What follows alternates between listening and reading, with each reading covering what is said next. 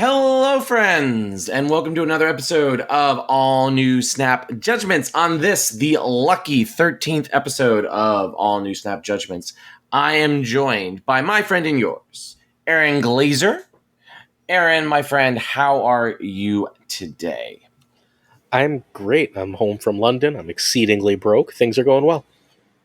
Well, I greatly appreciate to see you back, healthy and hearty, back here on the right side of the Atlantic.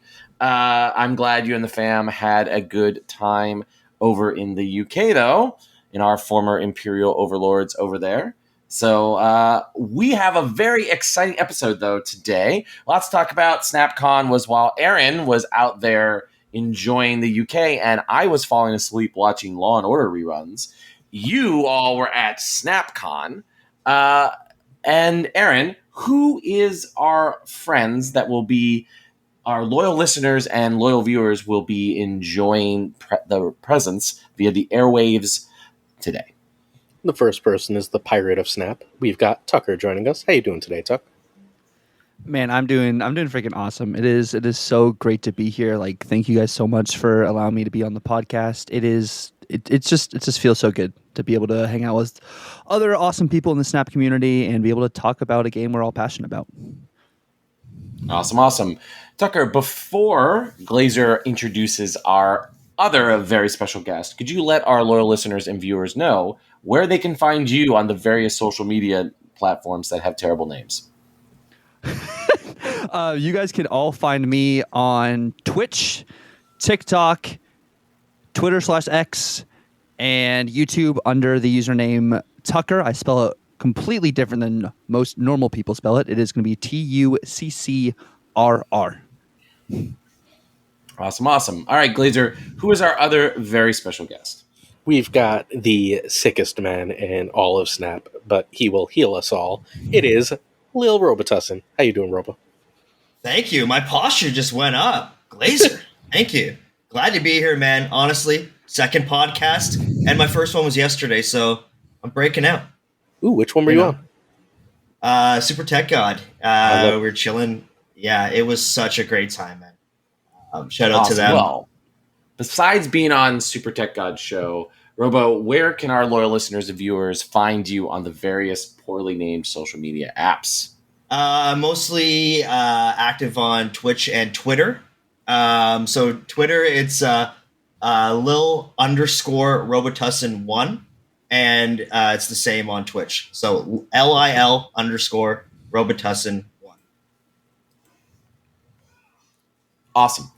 Well, we have a lot to talk about today. It's going to be very exciting. But before we can do that, I need to tell you, our loyal listeners, or remind you where you can find us on various social medias. The single worst name of all of them is, of course, the social media platform owned by Elon Musk and formerly known as Twitter, now known as X.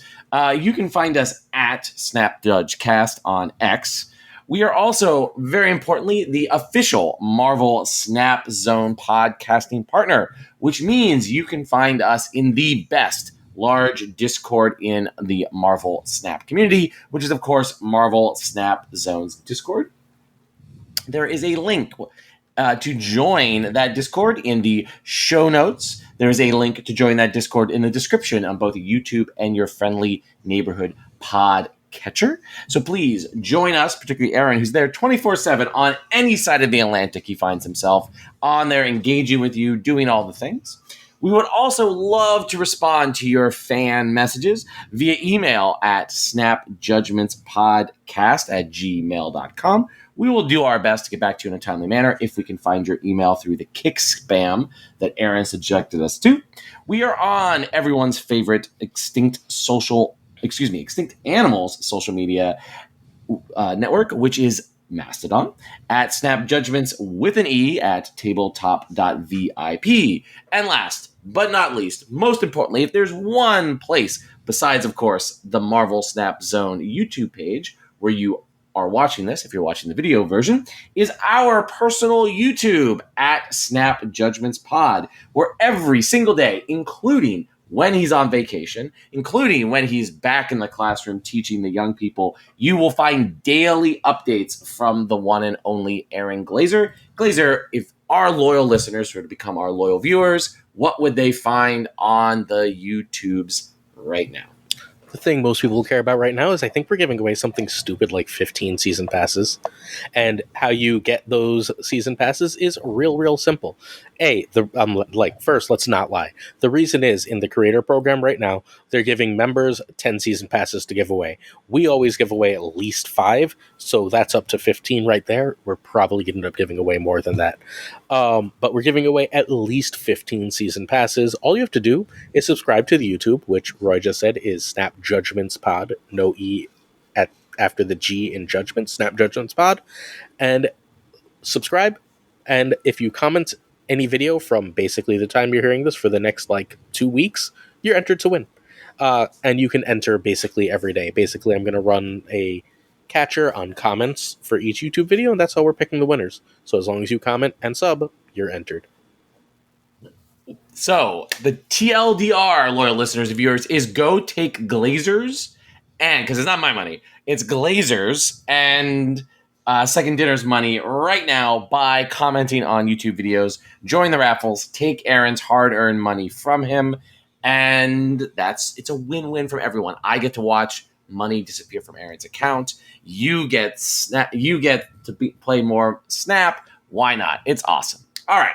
Now that all of that boilerplate stuff is through, we can jump into the first topic we have every single week, everybody's favorite thing, new cards. And we have a really interesting new card that's 1 part Moon Knight, 1 part Black Bolt, but known as Silver Samurai. All right, this is a Series 5 costing you 6K beautiful sweet tokens. It is 4 cost, 5 strength. On reveal, each player discards the lowest power card from their hand. Tuccrr, what do you think of everybody's favorite metal samurai? So at first, I was honestly a little skeptical. I talked about this with Glazer, and we had hyped him up a couple weeks ago, and I was like, you know what? I'm actually so at first I was skeptical. Now I was like, okay, he's got 5 power, he's 4 cost, he fits into Zabu, he adds another layer to discard. You might be able to play him in all stats because that 5 is nice power. I personally have not found the right deck to play him in, but I have played against other people who have absolutely bodied him. They've bodied me with him, and so I'm still in the process of getting the right kind of mix and feel for him, but I understand the capabilities and the different combos he can use going forward, so I think that could be really cool. Robo, what do you think? Honestly, discarding other people's stuff is great. And I like getting rid of my Iron Man and resurrecting it with either Ghost Rider or Hela. Those are pretty solid plays, right? I've been putting Black Cat into discard decks as well, and it seems pretty good. Is he was he overrated? Probably a little bit. Is he a good card? I think so. Is he worth 6K? He's not high Evo, but he's still pretty good. So roll the dice, I'd say. So his big Glazer, what do you think? Yeah. It's okay. I know how to do this. I've been on a podcast.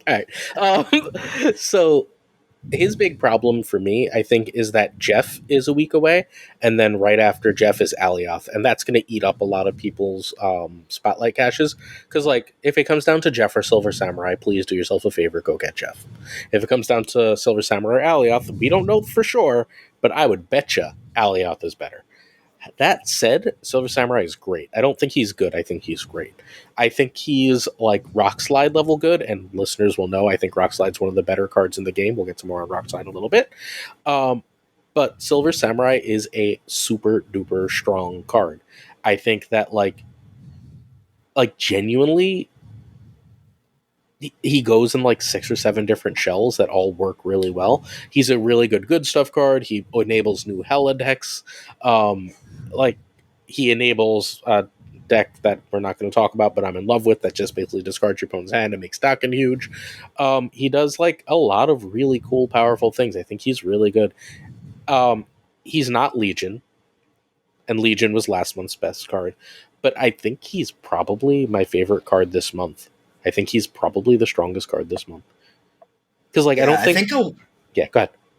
I think one thing about collections in general. So I'm collection complete. I don't know about you guys, but a new card for me is just to get it right. So my perspective is probably different than the listeners here. So really, if you like discard, if you like memes, really, if you like being a little toxic, Silver Samurai is probably right up your alley. And that goes with anything, right? If X23 was the flavor of the week and you don't play those decks, don't spend it. You don't need to do that, right? Your collection goals, like this game's expensive, you have to pick and choose. And, if you're a discard person or really the memes on this card do pop off pretty hard. So fun level pretty high. It's just something to consider when one of these cards come up, and you got to make sure your spotlight caches are used efficiently and those tokens even more so. So I mean, there's a lot of power in a really simple play line, right? Like let's say you're not doing anything fancy and you go Forge into Dakin into Absorbing Man, right? And then you play Silver Samurai. Like now you've got an 8-power an 8-power Dakin, right? Or sorry, a 14-power Dakin that you can make a 28-power with, I don't know, a Killmonger on the last turn or a crystal, right? Like nothing fancy. The 28-power card, like that's Shuri Red Skull big. And like you've still played your other plays were a 5-power card, a 5-power card, and a 4-power card. Right? Like that's just, you've already got 14 power elsewhere, and you still have at least one more 4-cost card you can play. And like games go to turn 7 most of the time, so you're cooking. Yeah. Well, strong is scary, but like outside of that, right? Like there's just a lot of really, really, really strong things to do with him, both offensive and defensive. Like I don't think he's even just memes. I think he's great. Like I genuinely think that like he makes Dakin a tier 1 card from like a tier 2 card, and I think that he is like the single best discard for X23, including Crystal. Tuck, were you playing with Colleen? Got Tuck. Tuck, were you playing with Dakin, or what were you doing? What was your? I know that you said that it wasn't going well, but stature shenanigans. So my goal this season, before like this card came out, is I wanted to merge together Destroy and Discard into one deck kind of seamlessly. And I did have some luck with Silver Samurai, but I wasn't putting out enough power to kind of counter some of the meta decks that are going through right now. So like if I was playing some decks that, it wasn't like a She-Not, or it wasn't like a Kitty Shuri, or even like a Silky Smooth kind of thing, I was doing all right. But I just wasn't getting like the right combos down. I did hit some cool combos, like a Ghost Rider on a Shard into a Carnage, so Dakin got pretty huge, which that was pretty cool. But I just wasn't confident enough to like say, oh, I got an absolutely amazing Silver Samurai deck, to kind of just like I guess just the confidence thing. I had a lack of confidence in the card, but like I see the potential. It's just I haven't taken the time to go into the potential. That makes sense. Yeah, were you running Zabu? Yeah, I was running Zabu. I think I was running Zabu, Absorbing Man, and Ghost Rider as my like 3-4 drops cards. So I'll read you a list. I don't have it on the slideshow because it's tomorrow's video / yesterday's video when people hear this. But it is X23 is the only one. Then Forge, Zabu, Swarm, and Colleen. So you can go Forge into Dakin, or you can play Zabu onto, basically. And then Swarm and Colleen are later plays. Although Colleen into X23 into Wong is fine. Then Killmonger and Dakin are the only 3s. And then Wong, Absorbing Man, Samurai, Lady Deathstrike, and America Chavez. Ooh. And so new Deathstrike could maybe even put that over a little bit too. Exactly. That's why I started playing it. So I made Hasa play it, and I played it a bunch, and it beats both Silky Smooth, and it usually beats the whatchamacallit deck. Unless it's like it's worse against the version that's running Shang, obviously, but it usually beats the stupid Brood Me deck. But it just destroys Silky Smooth. It's just your Dakin ends up humongous, and like if you go Forge Deathstrike on sorry, yeah, if you go Forge Deathstrike, you can eat their Hope Ward. There's nothing they can do about it. Mhm. It's like there's Yeah, so versions with running Wong, armor, right? that's 9, right? Yeah, with Is Wong, that what it that's goes to? no 7. Oh, with Wong, that's 10. Or it's 10, 10. Okay, that Yeah, should with Wong it's destroy 10. most But things. you don't even need Wong. It destroys them when it's 7, right? Like that early in the game, like even your Absorbing Man is 15, right? Like they're not playing anything but Blue Marvel by turn 5. So you just eat their Absorbing Man lane. You don't need to even Wong it.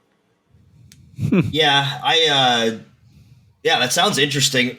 Being a member of the BDE club, I would like the power a little higher for Lady Deathstrike myself. Sure. So so then your last turn, if you got Wong out on 3 Big deck because energy. of Zabu, I understand. But your last turn is then very likely to be something like Dakin into Wong, into Colleen into Wong, or Dakin into Silver Samurai into Wong, and you've got your 16 power Dakin as a surprise last turn play. I think it works out pretty freaking well. Or you can just make copy Lady Deathstrike, right? Like wherever they're going to play their Silver Surfer and their Patriot, you can just copy Deathstrike with Absorbing Man and eat it that way. Like there's just it's a very very very good deck. I'm still working around the edges, but I'm pretty sure that I found something legit. Well, I want awesome. that list. I want to. All right. I want to try it out, bro. I'll send it to you right after the cast. To sort of wrap up our discussion here of Silver Samurai, I am going to ask, starting with Robo over there. All right. Yes or no? Will you be opening Spotlight caches to get Silver Samurai? I have already. Yes, I hit it on the second one. I was Cool. going to buy it with tokens, but my chat convinced me to gamble, and rightfully so because we hit it. All right. Tuccrr? I bought him with tokens, and then I still opened my caches because I liked all the variants this week. I'm a big variant guy, so I wouldn't suggest opening every single cache unless you don't have the cards. I think last week was the better week to open every single cache because they were all Series 5 cards. But Glazer. So I got him on my second try. I have 47,000 tokens. So What? yeah, I have 47,000 tokens. Look, Browday has over 100,000. So Are they complete or not? I guess not. right? yeah. No, complete. Just Browday spends more than I do, which is nuts. But whatever. I've got 47,000 tokens. So I decided, like literally 2 hours ago, I want the Dan Hip Jeff. I have 4 Spotlight caches, but then obviously I'm gonna have to spend tokens on Alioth. But I'm just gonna spend tokens on Alioth because I want Dan Hip Jeff. I mean, Dan Hip Jeff is really nice. Yeah. All right. Let's throw it to our guests to give us their quick thoughts, since you've heard our loyal listeners, loyal viewers have heard my thoughts and Aaron's thoughts on all the cards this month. So, Robo, Dakin, X23, Lady Deathstrike, give us sort of your No, quick not hit Deathstrike. thoughts. Wait for Deathstrike. Okay, wait for She'll be Deathstrike. next Excuse slide. me. Promise. Even though it's literally on this slide. It says, here. read what it says. It says, thoughts All right. on Lady Deathstrike can wait. Those are the words. Nah, I don't read. All right. So, Dakin. Actually, you know what? I'm feeling oppositional today because I've been dealing with oppositional people. You can give your Lady Deathstrike thoughts if you want, Robo, on this slide. I feel like I'm in between, like a fight between. I'm kidding. But yeah, Dakin is the definition of a perfect season pass card. It opened up so many archetypes, and everybody has it. Well, most people have it, right? Because most people that play the game will get this. And it's quite strong. You know, you get 2 of those shards destroyed, you're cooking. One is all right, but you know, I was playing Big Tuck's Dakin deck, and you know, it's been working, and I won some Infinity tickets with it just a few first times that I play with it. So I think his power level is pretty good. I think he's in a good spot right now, to be honest. X23 has the best variant in the game. That Venomized variant, amazing. As to the power level of the card, I think it's very good in certain decks, and sometimes that extra energy can help you. What I was playing it with was Wong and Deathstrike with Nimrod out. Sometimes with Mystique, so I would proc Destroyer 4 times or 2 times more commonly, but then I'd get lots of mana on there. If Mystique was out, I would. So the play would normally be Wong, Mystique, or no, sorry, Wong, Shuri,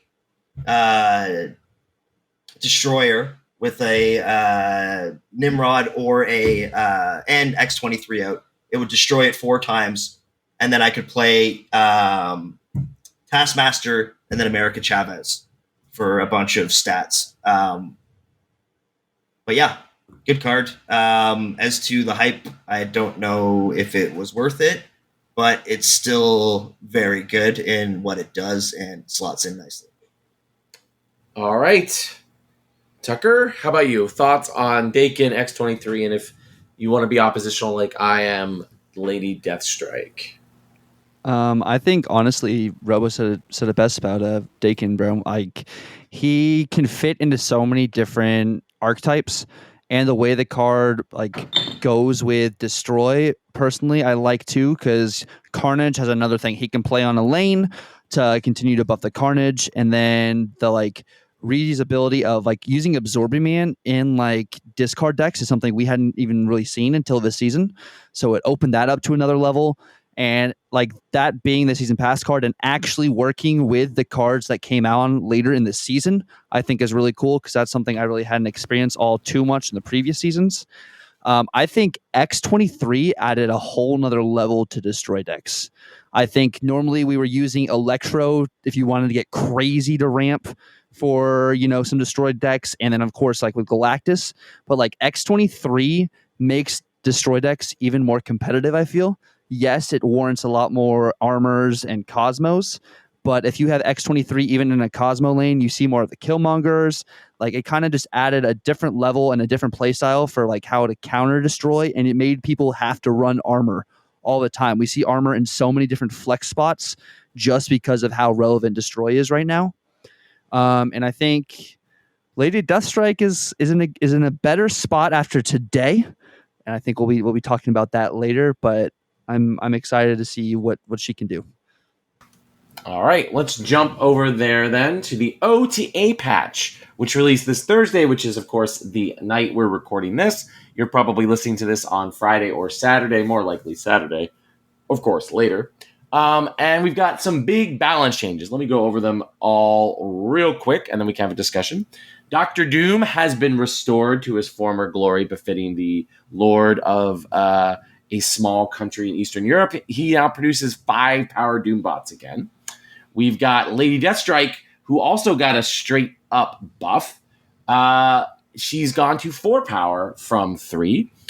Captain Marvel, though, was too marvelous. She really was the strongest Avenger. All right, she's gone down to just 4 power, so she's a 4 for 4. Rockslide has a very classic nerf that's also a buff in some ways. He no longer works with his bestie Zabu, but now works with Silver Surfer. So we have a 3 for 3 Rockslide. And then Legion over here got knocked a power from 8 to 7. All right, Tuccrr. Thoughts on this pretty thoroughgoing OTA balance patch?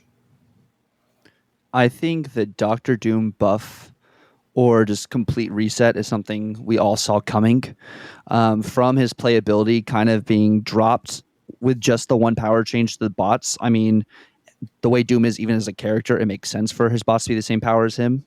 I do think the Captain Marvel nerf is probably the bigger nerf of this OTA today.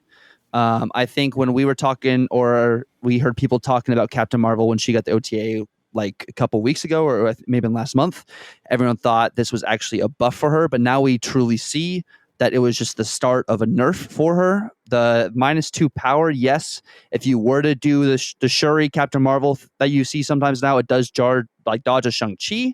But that point does make a difference, I feel. Legion right now is getting the Black Bolt treatment.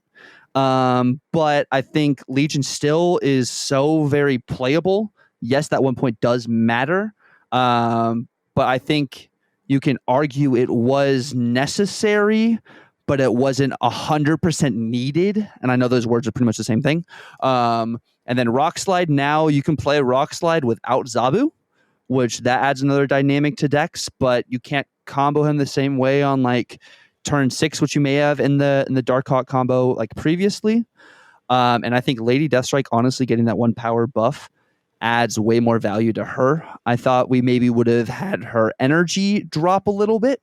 But I like with the Forge buff we had a couple weeks ago into the Lady Deathstrike now, it's another layer to add a destroy card for turn 5, because we don't really see a lot of card like 5 energy, destroy cards. I was thinking maybe we would get a 4 energy destroy card because we don't really have a 4 energy destroy card, but I'm okay with what we got going on for Lady Deathstrike right now. What about you, Robo? Well, the big question that is in my head right now is Doctor Doom going to have the same play rate as it did before? That is it still strong with all the new cards that came out? I think it is still strong. Is it going to be the same? I guess we'll have to see. I'll go to the spicy one first, which is Lady Deathstrike. I've mentioned this before to Tuccrr, but I want it to be a 4-2 probably. If I had Perfect World, I think it would be a lot more flexible.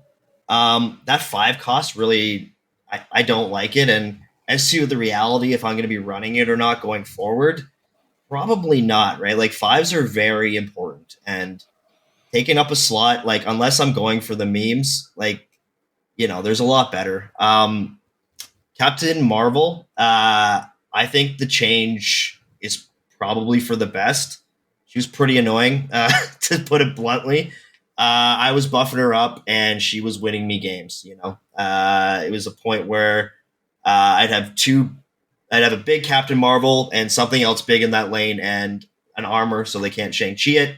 Captain Marvel's just going to win because it's 20 power. It's going to fly to wherever it needs to go. So this brings her down quite a bit. I think, this is a very meaningful change. 1 point, even though, it might not seem a lot. I think that in the long run, everyone will accept that this is probably for the best. We'll see her stop shutting down games that, pardon my French, were bullshit.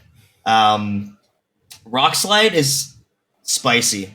And the reason I say that is I could play 2 of him on 6 now instead of relying on Zabu. I still need to test with him, which he's my most exciting one, I think, because tonight I'm going to be Dark Hawking and see what I can do to try to get multiple Mystiques, multiple Dark Hawks, multiple Rock Slides with Moon Girl, or whatever I can pull off.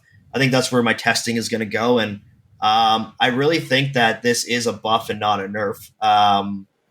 Relying on another card to make something cheaper, call me crazy, but this might just be easier to pull off.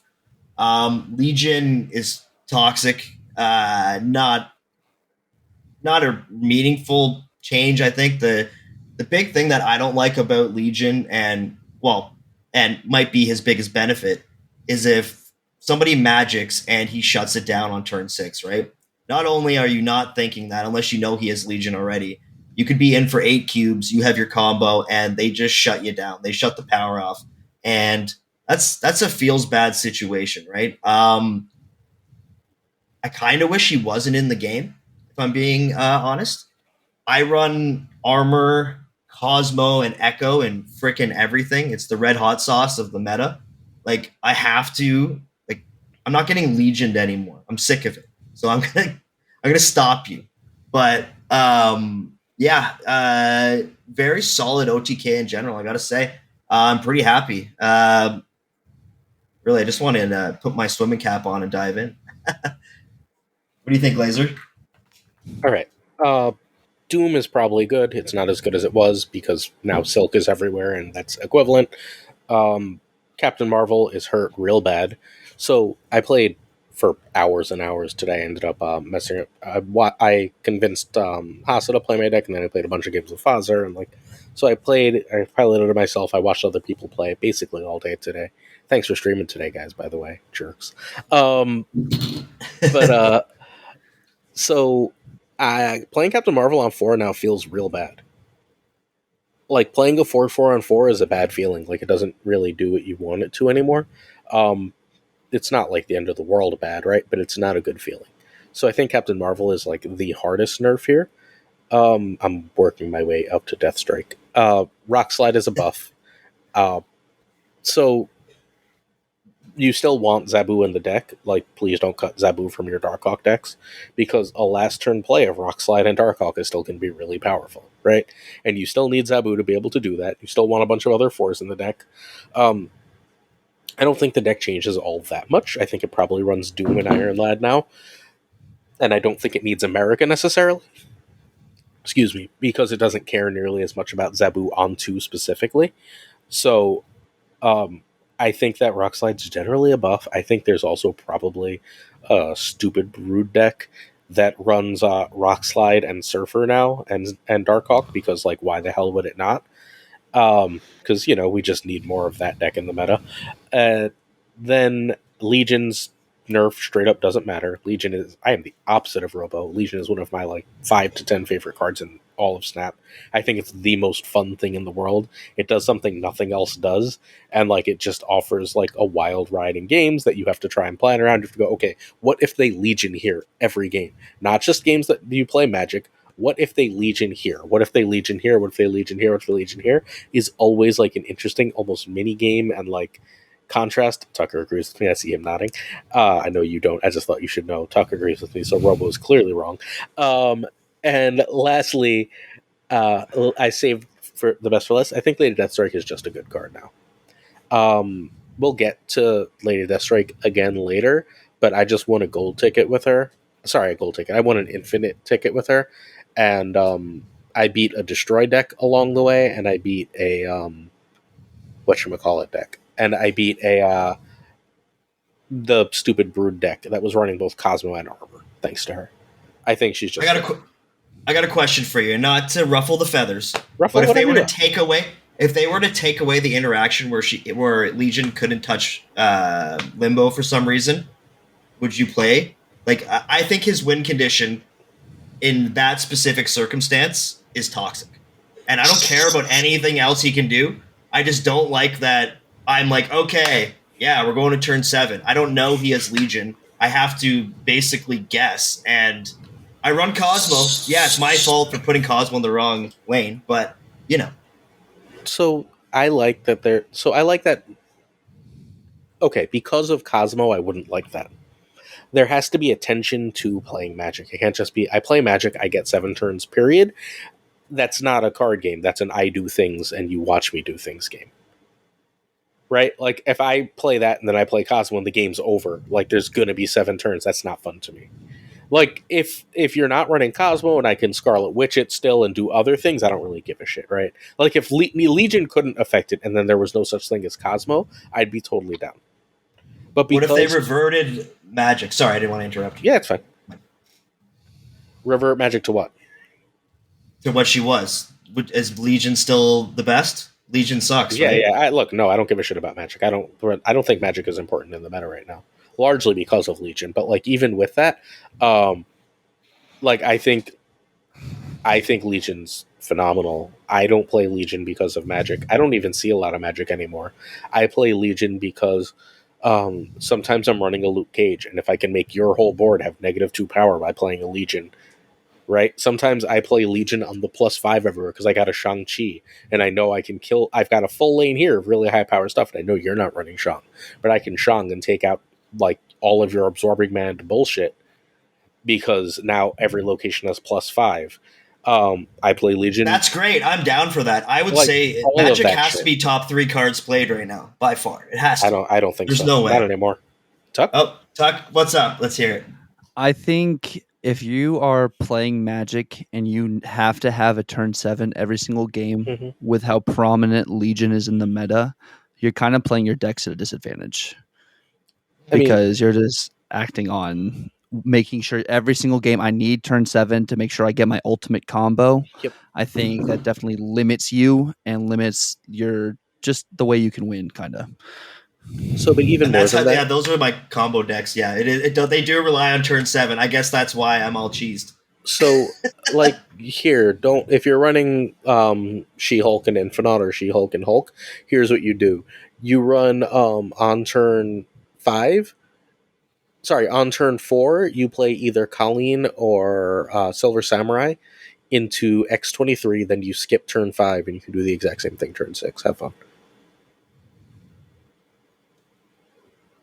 No, I blew your mind. Thanks, we're good. You should have seen his face. He went. I got it. It took a little bit to go through, but I hit it. It hit that spot. So yeah, you know what, Glazer? I'm not on turn 4. You'll have 6 energy on turn 5, but you don't use it, and then you've got the She-Hulk Infinite turn early. Nothing they can do to stop it. Have fun. Stop. I say we talk when Magic is eventually reverted. We're gonna have this conversation, and we'll see what the Legion spot in the meta is, because I think that interaction is OP AF, to quote a great man myself. I just don't see Magic anymore, but okay. Different. I don't think they're. Where's the cozy list? Magic. Bring it up. We'll get there. All right. We're done with OTA. Let's keep going. I think we're done with that. Yeah. Oh, that's disgusting, Glazer. Yeah. So let's Magic. You did kind of. That got me there. That was a good one. Let's dig in about SnapCon. All right. Neither Glazer nor I were at SnapCon this past weekend, but I'm sure many of our loyal listeners and viewers were as well. Tuccrr and Robo were both or neither of you at SnapCon this. Tuccrr we'll go to the more interesting one, which is Tuck. Yeah, the first set I of was at it. The first set of questions are basically for a Tuck, and then we'll all talk about the last 3. All right, sounds good. So I thought SnapCon was amazing. For the 3 months to be able to plan such an event, and for how Felicity and her team went through everything, it was fantastic. For what they had and what they did, I was super, super hyped, super excited. Being able to meet everyone was just a whole nother level. I don't know about you guys, but like a lot of my friends don't play Marvel Snap, so I don't have like a whole bunch of people to talk about Marvel Snap with. So going to an event and talking about Marvel Snap for 3 whole days was like rejuvenating and just felt awesome. Not to mention the game shows we had were so cool, like being Snap oriented. And since everything was live streamed too, being able to have like chat going on at the same time, seeing everything happen, seeing all the WSF reactions, seeing all the reactions to the game shows, to the tournament. I thought, like, I'm kind of bouncing around here, but I thought it was really, really fun. It was awesome to meet everyone. Everyone, I feel like, had a great time. There were smiles all around. People were genuinely interacting with everyone. Like, if you're a bigger streamer, you're a smaller streamer, you could walk up to anyone and just talk to them, and it just felt just really, really great to be able just to approach people. Like, I didn't know how it was going to be, but for what it was, I think it was great. I would say going forward into SnapCon 2, which will happen next year, planning it a little further out in advance will definitely help, one, with turnout. It'll help with being able to prep. I mean, maybe if it's the same amount of days or it's longer days or whatever, I think just that will help as well. But for like what they did with 3 months, shout out to them. That was awesome. I got to meet everyone, I think, at SnapCon. It was really interesting because the way my camera is set up, I look like I'm like 5'8", maybe, but I'm actually 6'6". What? So walking up to everyone. Can I have a side note here? I've been talking to Tuck like every day for the past 2 months. I think the guy's in his 30s and like 5'8". He's 25 and 6'6". Holy shit. So I literally walked up to people. They're like, "Oh my gosh!" Like, Guest Gaming is 6'7" though, so he was taller than me. And I was like, "Oh, there's actually someone taller than me. This is freaking crazy." But I would have guessed. I would have bet my house that Guest was 5'2".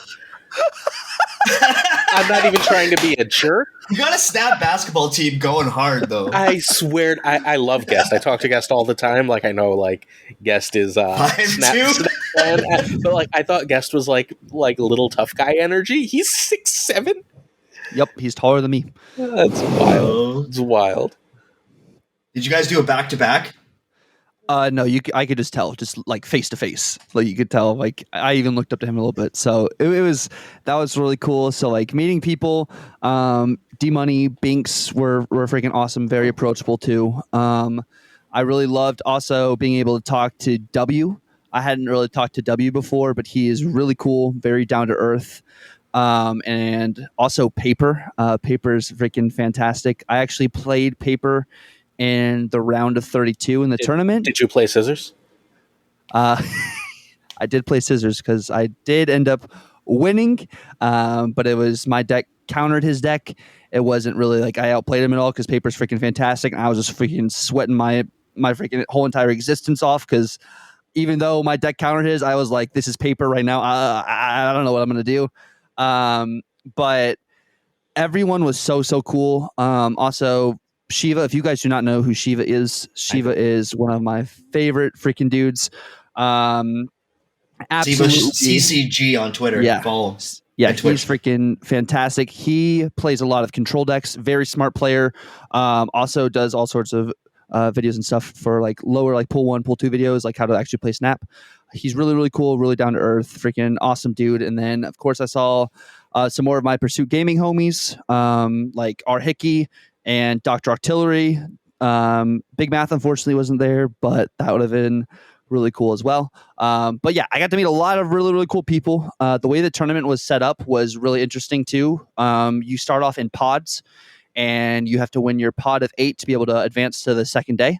So like there were like 24 to like 28-ish pods that were made. And then that transitioned everyone into like the round of 32. I know that doesn't make sense because, that's 24 winners, but some other people were able to like trickle in.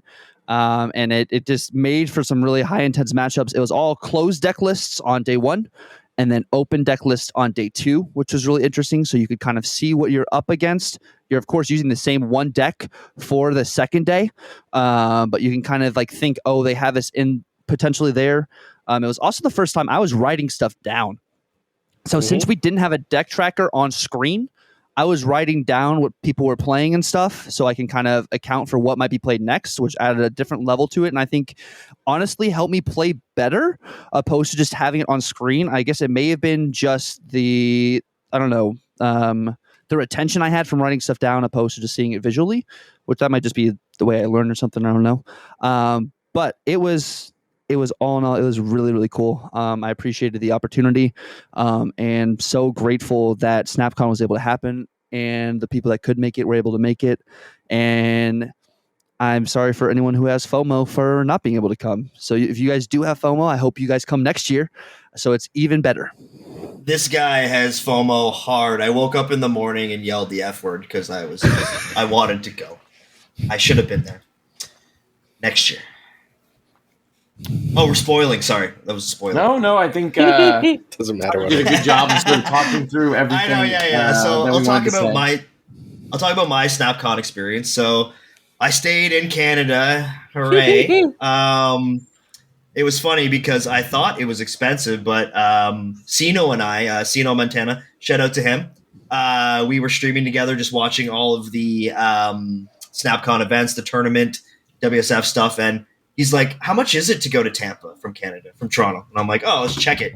It was $150 Canadian, like 4 Uber Eats. I could have been there. So I wish I went, really. Next year, I'm going, of course. But so, yeah, Sino and I, we commentated through the entire event. So we were jumping around from Felicity's channel to Default Dan's channel. Shout out to both of them. And yeah, it was a lot of fun. People came into the chat. We were hanging out. We were having a couple drinks, just vibing, And I knew him a little bit, but not really as well as we got to know each other that day. So even though I didn't go to SnapCon, I still made a new friend, and we still held it down digitally. So what I didn't like though was the Tampa Bay screw job, as they're calling it, from WSF, where Super Tech God was screwed over, literally. They took his keyboard and mouse away. I don't know if they took his phone, but basically, Default Dan stole the title. And, next year, I think we're getting a bus. It's going to be filled with every laptop accessory, every keyboard, mice. We're going to be able to build a Dell laptop from like 2009 if we need to, but nobody is stopping the tech god next year. That's for sure. So that was my favorite part. Just seeing all my friends, seeing the Pirate King, just hanging out, coming out. I don't know if you guys saw, but the lights fell at one point, and guess who's the first one to stand up and put them up? Tuccrr. Which, if you don't like somebody with a big and beautiful heart, just unfollow all of us right now. So yeah, you can hate it whoever you want. Don't unfollow us. Thank you. Oh yeah, sorry. Yeah. But yeah, in general, I gotta say, they put on one heck of a show, and the fact that yes, there was a couple technical difficulties, but the first time doing that, and it went pretty smoothly. They have nothing but pride they should feel for that. They brought new people to the community. There's new people that I met that I didn't know a week ago, and now we're talking on Twitter. We're in each other's streams, we're following. It's just a great thing, and I'm not no cap here. We have the best community out of any game by far. We do. Like, there's so many people that not only care about people getting recognition or anything like that, just they know that even liking somebody's tweet or shouting them out on stream, or really anything that us content creators do, it's I know that the majority of us really have a good heart, and we're all kind and helpful, and really that's what I'm all about. Not to get sappy or anything, but I really just think that we do have the best community, and these sort of events just show how good of people we have in it. So, I mean, so I didn't go because I hate the community. And I think you all smelled. I was in London with my family. It was my birthday. I had a great time. I fully plan to be there next year. Although let's go. I mean, Florida's cheap, but like I don't really want to go to Florida in August. I'm just going to be honest. So I wish it wasn't in Florida. I guess that's where Felicity lives, so we're kind of stuck. But like, I mean, half the guests in the history of this show were there, right? Like everyone you mentioned was a guest here except like Binks. D-Money's on soon, supposedly. We got to actually schedule. Like Fiona was like STG, like everyone, right? Like we should be there. I shout out to Fiona. Try. Yeah, she's amazing. She's one of the smartest people I know. But like we should try and go. I want to be there. I watched 0 minutes of it, however, because like I was in London with my family, so I was not available. But like everything seems to have been amazing. So Roy, I'm dragging you just so you know. Well, I want to say that it's very impressive that Felicity and crew were able to pull this off. As someone who has a history of organizing events, it's extremely difficult to organize events. I think people never appreciate how hard it is until you are the one that has to do it. And particularly, again, the short turnaround, like it was, 3 or 4 months that it was announced. The Marvel Snap is a relatively new game, very minimal, if any, support from Second Dinner. I mean, it's just a hugely impressive accomplishment to do any kind of even a small convention for a game so soon after its launch, again, as an independent group. And honest to goodness, everyone should really applaud that accomplishment. It's a huge thing for Felicity and crew. Like, I just really, that's the energy I want to put out there about SnapCon. Like, it was just really impressive that they pulled it off. And every time I saw an update on social media this weekend, I was like, wow, I'm super impressed. Again, it's just really hard to organize events, and to do it on like a limited budget and in limited time, like A+. Like, it's all about effort at that point, and that's just really awesome that they were able to do that. I really love that everybody got a shout out. Everybody got camera time. It wasn't the Dexter and Cozy show. Not that there's anything wrong with that, but like everybody was given their time, and so many new people I follow from that, and that's what it's all about, right? So. I mean, like, there's a little wrong with that. I'm not trying to be a jerk, and like, they totally earned their success and they should have it. But like, they're not the only two creators in the game, right? Like, it's and it's not their fault. This is not. Yeah, this is not like an at them thing, because I think they're great and they deserve their success, right? But like, sometimes it feels like Second Dinner might forget that they're not the only two creators in the game. And it's like, there's a few others. Like, you don't have to go to the smallest people, but like, there's a lot of mid-sized creators. But with large public events that they're doing, not to defend them by any means, not to defend the companies, but for large events, you do want the biggest faces on there, right? They're a business, and a very successful business. I don't know if anybody heard this, but it's rumored that the game has made $100 million so far. Yeah, that's not surprising. Anyways. In big game development, actually, the bigger question is actually how much did it cost to make Marvel Snap? And then we can start saying whether or not it was a profitable game. I mean that very, very seriously. Like $100 million, way more money than any of us will earn in our lifetimes, most likely. Not Tuccrr. Maybe not Tuccrr. All right, besides Tuccrr. But certainly Glazer and I would earn. At the very least. High school teachers don't make crap. Yeah, and so it's very easy to get blown away by that number. We just do not know. It could have cost, but they've been working on it since Brode left Hearthstone in like 2015, something like that. And that's a long time. And they have a pretty small staff, but still, again, games are expensive to make. So $100 million is a really awesome number. And it shows that the game is really growing and fast. But and that's a rumor I read on one comment on Twitter. Sorry, everybody, that's not fact. No, I think it was on Reddit too. I'm not shading 1 million. You got to be careful with these things, right? Like about how much money these companies. They made a bajillion cajillions. It was all Dan Hip variants. I mean, believe it or not, that Dan Hip gets no money for. Yeah, that's sad. Anyways, we won't get on the controversy today. It's just how it. Like, that's how every game works, unfortunately. It is. He gets paid a flat fee, right? Yeah, they all get a flat fee for whatever. And if they're bought from Marvel, they're like if Marvel already bought the art, then they're not getting paid again. Yeah, right. No, like it's how very same. Yeah, that's how all this always works for everything. Mm-hmm. Yeah. All right. Yeah, I have zero sympathy for the corporations. 100%. But I understand. But I wasn't surprised either. That's how all of this works. Yeah, I know. Yeah, I guess the point is it's not a novel form of oppression that Second Dinner dreamed up in their oppression studio. Right? It's something that creative companies dreamed of 100 years ago about how to oppress freelancers. But anyway, that's not here nor there. So let's talk about the winning deck list. All right, Glazer, you're going to bring it up here, right? It is here. This is the Rocco Sacco SnapCon winning deck list. I'm going to read it for our listeners who cannot see it currently, and then we'll throw it to talk about it. We've got Sunspot, Misty, Armor, Jeff, Magic, Cosmo, Cyclops, High Evolutionary, and this is the real sauce, Leech and Legion, because then you can guarantee your limbo with either, She-Hulk, and Hulk. Tuck? This list is very solid. I think honestly, a focal point, we talk about the She-Hulk, we talk about the Hulk. I think the Leech right now is just such a great way to solidify a win for you if you can get your limbo down. Not to mention, you have probably the better high evo cards in this deck that just can pop off wherever.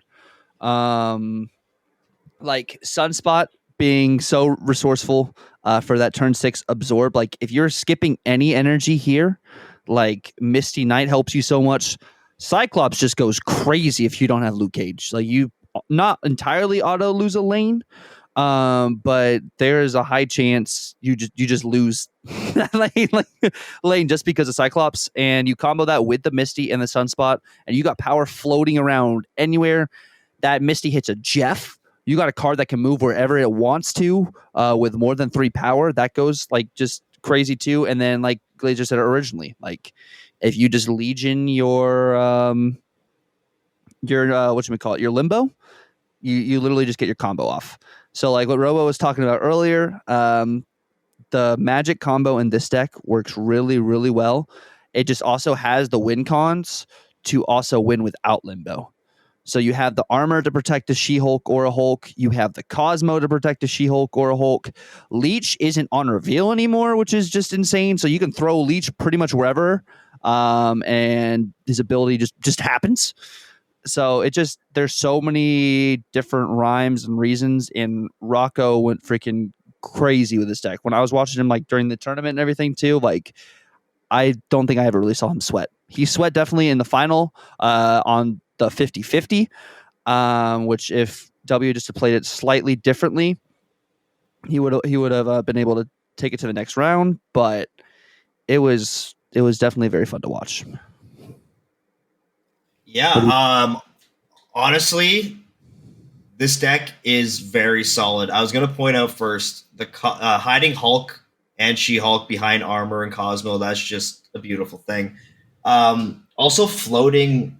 I think a lot of these decks that do float are a little underrated because they get a lot of power on board, and this just has a beautiful curve. You can just see looking at it, right? Like, I personally hate Cyclops and High Evo. I don't like it. I lose so many games to it, but I understand how it has legs. And what a bunch of legs on Cyclops. But Leech, I personally wouldn't put in there, but after hearing Tuccrr there, I'm kind of liking it, right? You can't really interact with it. Like, what are you gonna do to Leech? Like Lady Deathstrike now, Glazer?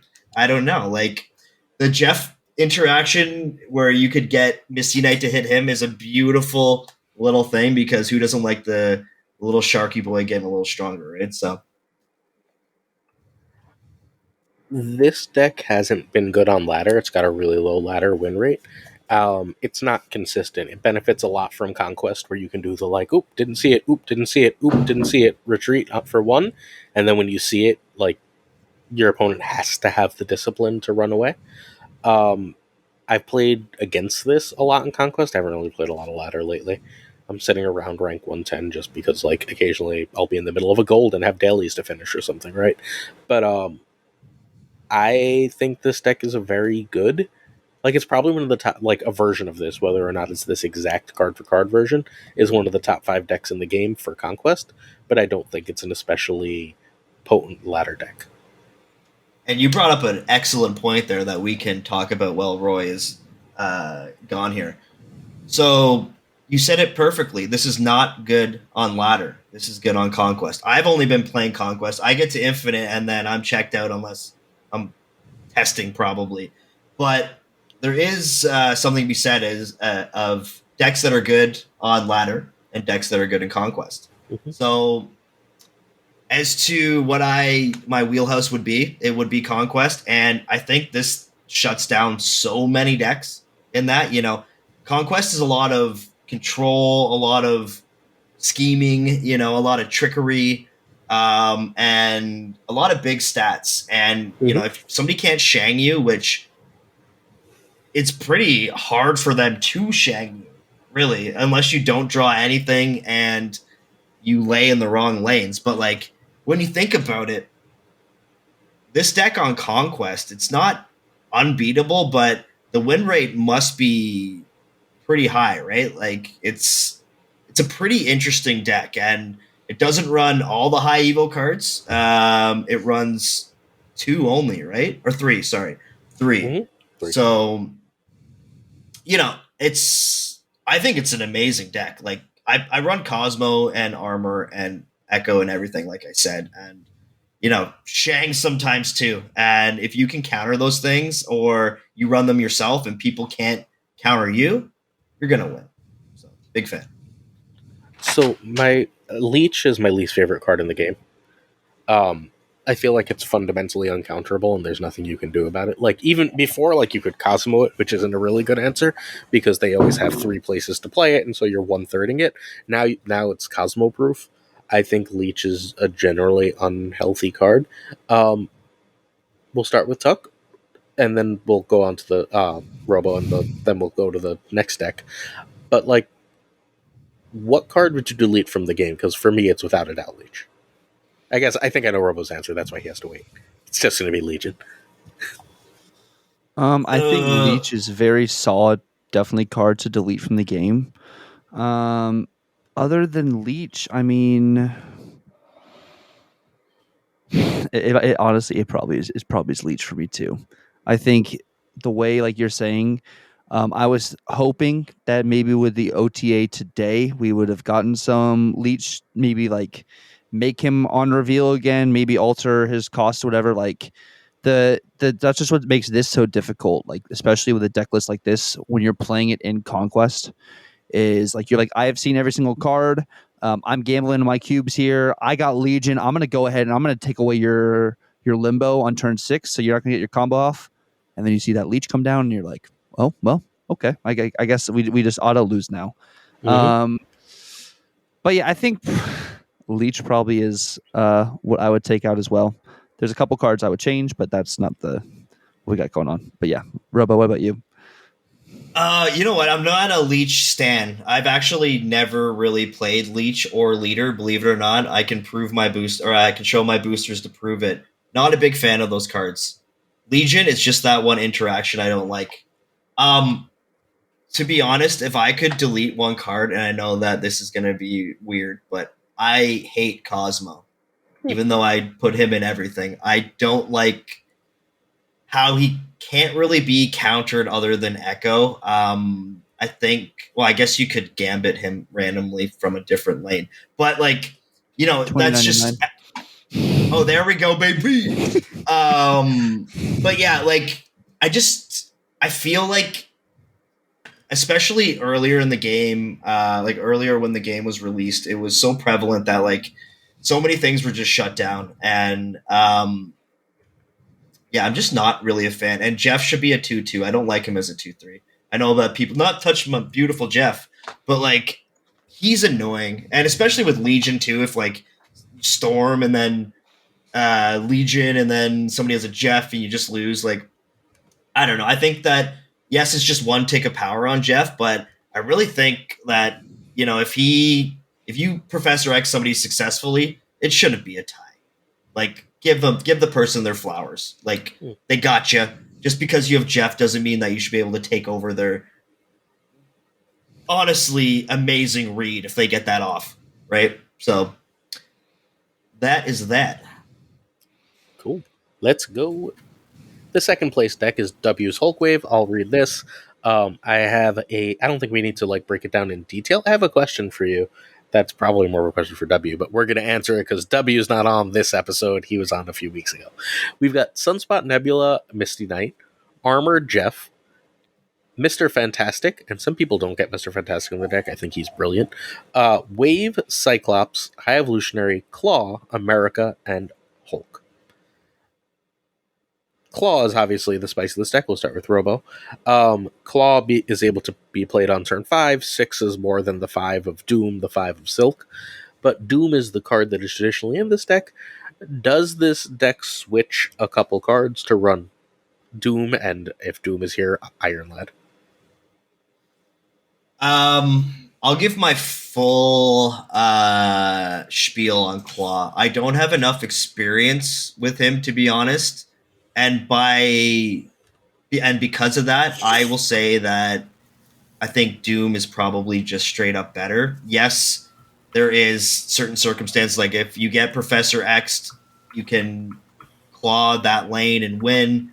But I think in general, if it's like a Sanctum Sectorium, the homie Dr. Doom is just straight up better now.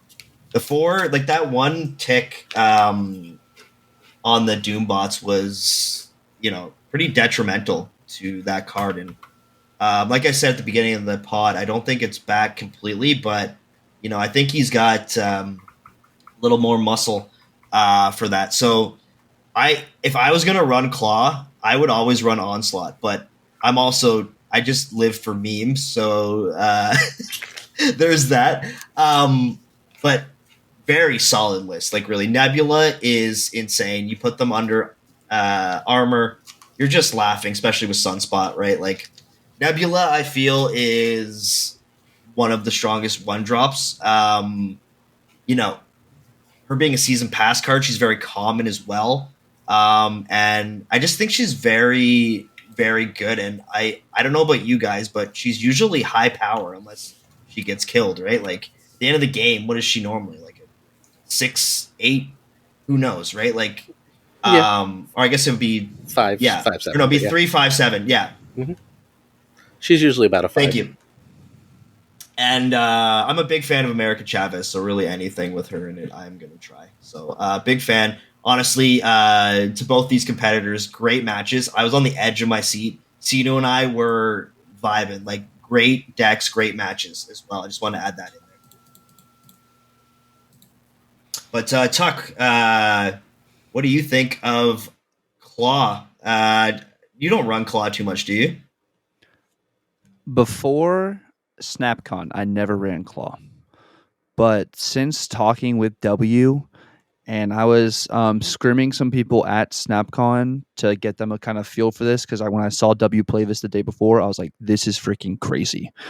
And perspectively, when I was talking with W, Claw is pretty much a 5'10", and which is crazy. And it's like the odds of someone negating your Claw are very minimal.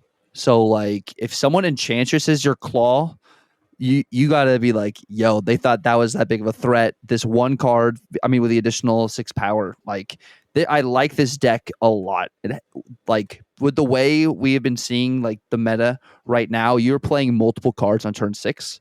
I think we hadn't seen Wave in so long. So when W brought this out in the tournament, everyone was like, wait, what is happening? Plus, you get your buff for Sunspot that turn. You get the Misty to go off on turn 6 as well. And I believe you also get the +1 on the or +2 on the Hulk if Hulk's on the field.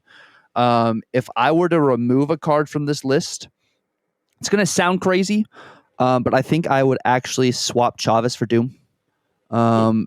Just Interesting. for the Doom wave. Just that interaction, because you would still get the buffs in other spots. But when I was watching W pilot this deck, and I've been talking with some other people too, this deck has won a lot of people Infinity tickets. Not Infinity tickets, Infinity avatars. And I've seen it all over Twitter. I've seen it all over Discord. Like, this deck is so like versatile because of that mix-up you have on turn 6. And because like you're literally buffing potentially like 4 cards on turn 6 and like having 5 different interactions go off. So like your Sunspot could potentially, well, your Sunspot gets buffed. Your Nebula could potentially get buffed if they don't play on the right lane. Your Misty Knight goes off, which buffs another card. Your Hulk gets another +2, so that's 4. And then your Cyclops goes off, so that's 5 cards with 5 different interactions on turn 6. So that's kind of just crazy.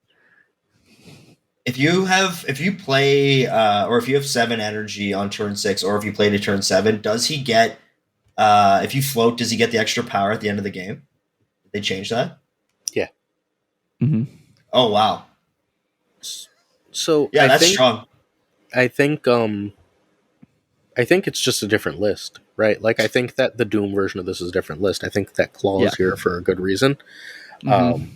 And Claw is one of the most underrated cards in the game. He got me my second ever Infinite in a ramp deck before they were cool. Nice. And like, I just like, everyone else was running Captain Marvel in it, and I was like, Captain Marvel is not as good as Claw. So I put Claw in, and like, Claw was a constant 8Q winner. Like, no one, like, the sheer amount of times if you've ever been beaten by Claw, you go, oh right, Claw's a card. Right? Yeah, You're like, all right, I counted Doom, I counted this, I did this math, I did that. Oh, Claw's a card in the game. That, and like, it's just a really powerful card, and it's also a really good surprise, especially because deck lists were closed in the first chunk of the game. In the first chunk of the tournament. I do like your question about Dr. Doom, though, because although different, sort of similar in ways, but not really. Claw is more flexible and sometimes will win you the game, but in general, Dr. Doom is just more raw stats, right? Yeah. But it's one energy more cheaper. flexible. Yeah, Doom hits more locations and can hit the left location. But the extra energy is not like fake, right? And don't Yep. always have wave on 5, and having a play on 5 for decks seems like a good thing to do. Spicy change moment. Spicy change just popped in my head. How good would Claw be if you could choose left or right? So there's no Would he be way for them broken? to program that in the game. It would be completely broken, and it would go in every You deck. could clone But him and do it? But B, there is no way to include that in the game as of the way the game is coded right now. Okay, sorry, but if you could, if we had Robin Williams Genie from Aladdin, sorry if there's copyright. What would you think? I think it'd be the best card in the game. Hands down, easily best card in the game. Yeah, Well, Wow, there's a problem. just for that 4 power? 6 power on whatever 6 power, location. yeah. Oh, it's 6 power. I don't even. Yeah, 3 boosters for the guy. He's great. Yeah. You should definitely play him. Well, that is a I have- problem for the future after Second Dinner rewrites the code of the game. Let's jump into the next topic, which is talking about Conquest Infinity Season 3. I'll throw it first to you, Robo. What was your experience with the first 2 seasons, and how are you liking it after 3 months of Conquest? Ooh, well, to be honest, I love it. When the change goes through, where we'll be able to prestige after Infinity, that might change it. But I come from a Hearthstone arena background, so like grinding is just part of life. I can go so many games, and when it is very competitive, or I am at that high level, I don't really get nervous. And Season 1, so I don't have an Infinity border yet after all that spiel, but I do only play meme decks in general. I don't really play serious decks. I do want to maybe get into some more Thanos big brain. I'm confident I could get an Infinity border if I just try harded, but you know what? I like throwing Spider-Man into Kingpin. So, that's where I just stay, and that's my wheelhouse. So, the first few seasons, the first and second one were great. I really like the grind of it. I liked how cheap the rewards were before they changed it. What I didn't like is that it's 1 week to get that Infinity border for some reason. Yes, it makes it more special and whatever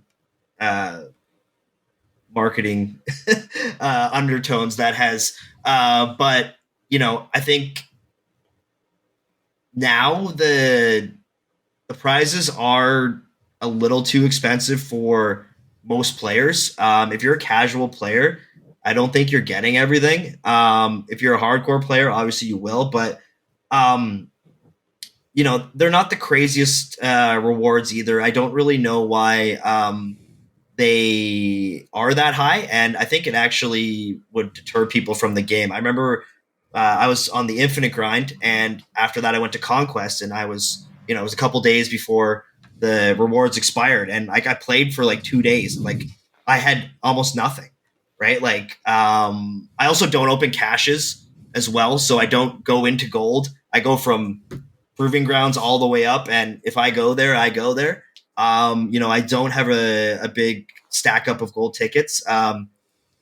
And yeah, but the mode itself is great. There is a lot of toxic, disruptive stuff like goblins, Professor X's, all that stuff that really, I probably have never been more tilted in the game than in a Conquest when those things show up, because not only is it toxic, you just can't play any cards. And, but on the other hand, one of the best feelings is when you beat those. So, those are my thoughts on the first, few months of Conquest.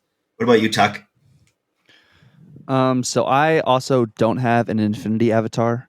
But what I do really like about Conquest is you can go in with your meme decks, or you can go into decks that you think are going to perform well, and you can play it normally against more of the meta decks in the game to see how it stacks up.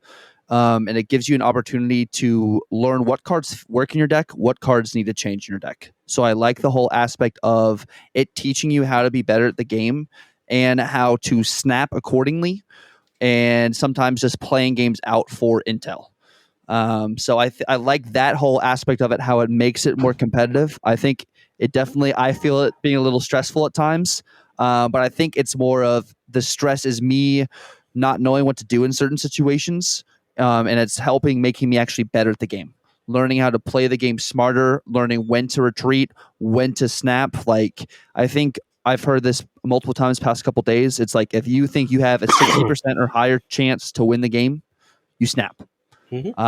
Just because you just got to have that confidence. Like, and that's something I learned even with like, I know this isn't, Infinity at like SnapCon, but like playing Conquest or playing in little tournaments, Conquest feels like a little tournament. So you're like, I need to win these many games in a row to be able to get this prize. And if I beat this deck, this is great. And like what you said earlier too, like one of the most satisfying feelings you can get in Snap is beating a deck that completely counters you in Conquest, opposed to on ladder, because you're facing that deck for multiple rounds in a row. And that gratification you get is very rewarding. I would say, of course, the opposite. If you get beat by a deck that completely counters you, or, something we've seen in Conquest 2 is locations kind of repeat themselves, which I know is something that's kind of up for debate right now, but like reoccurring locations does happen, and I've seen it. Don't more post it often on than Reddit. not. Yeah, it's been on Reddit. It's been on X, Twitter. No, don't post it on Reddit though. They think you're a kook. Oh, well, I mean, it happened in even just the friendly battles at SnapCon.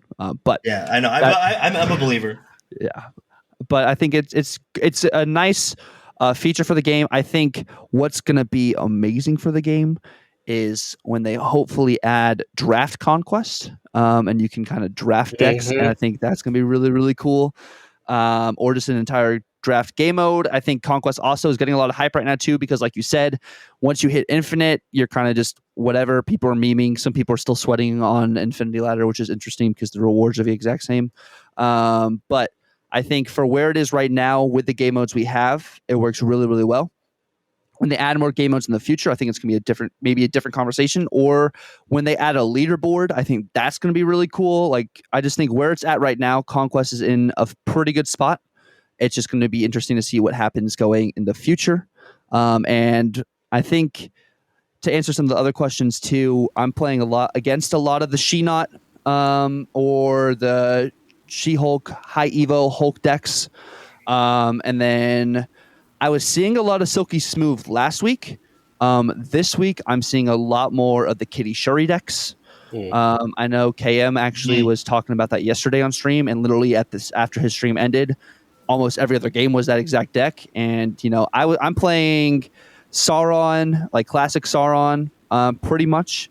But I'm a Destroy King at heart, so I might be playing some Destroy going into these next couple days, especially with that X23 ramp that I was talking about earlier, and with the new Lady Deathstrike stuff. But I think that's also something that's cool, is like opposed to Season 1 and Season 2 of Infinity Conquest, where you were just seeing the all stats deck every other game, where it was literally, I mean, that was before Legion and everything. It literally was just Dark Arc, Black Bolt, Stature, and that was the entire list. Every single person and their mother was running during Season 1, I feel. And it's literally, you were just playing mirror match after mirror match after mirror match after mirror match. But I think in Season 3, the meta is kind of everywhere. So I think we're at a good kind of healthier spot where you're not running into the same 2 decks. You may be running into the same 5 decks. What about you? I would like to quote like to quote the great Kendrick Lamar. I've been seeing a lot of Shuri Kitty. All hail King Killmonger. That's all I got to say. I don't think Shuri Kitty's hard to beat or good, but that's neither here nor there. Season 1, I had, 10-ish Infinity tickets, and I made it to the fifth game like 60, 70% of the time, and I lost all but one. I kept running into hard counters, which is whatever. I only had 3 Infinity tickets. I did not play a lot or try and play a lot of Conquest. I ended up wasting a bunch of tickets for the second season. I made it to the last game and lost an 11-round game to a 50-50. whatever, shit happens. And then I lost another game on my fourth, and then my last run I ran a meme deck and just got destroyed. Whatever, shit happens. I have yet to play Infinite Conquest this week. As you're hearing this, I'm probably going to spend a bunch of Saturday. Like, it's my last weekend before work starts again, so I'm going to enjoy it, and I'm going to play a bunch of Infinity Conquest. I've got 4 tickets right now, so I'm going to run through those 4. I've still got like 15 gold tickets. I'm going to try and get through those too. Let's see. I doubt I do. I insist. My Infinity win was my own bounce deck, which is not like cool. It was still like a bounce deck. Since then, I've refused to play anything remotely meta in Conquest. Like, I'm only playing off meta weird shit because, like, once I know Let's I can get an go. Infinity ticket, it's not as fun. So I'm playing my own brews and my own stuff. And if I get there with my own brews, my own stuff, awesome. I'm going to post it and you'll know about it. And if I don't, then I'll tell you what I played and how it worked and what didn't work and what went wrong. But I'm not worried about it. I don't know what Infinity Conquest is right now. I'm still seeing a reasonable amount of Silky Smooth, not a ton. I feel like every game for me, I'm seeing a little bit of Infinite She-Hulk. I feel like every game is against Brood Me. Every game is against Brood Me. I'm seeing so much fucking Brood. Like, it's the best deck in the game, and it's all I'm seeing. So I'm specifically playing to beat that.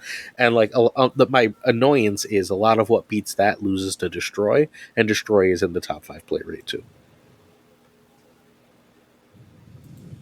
All right.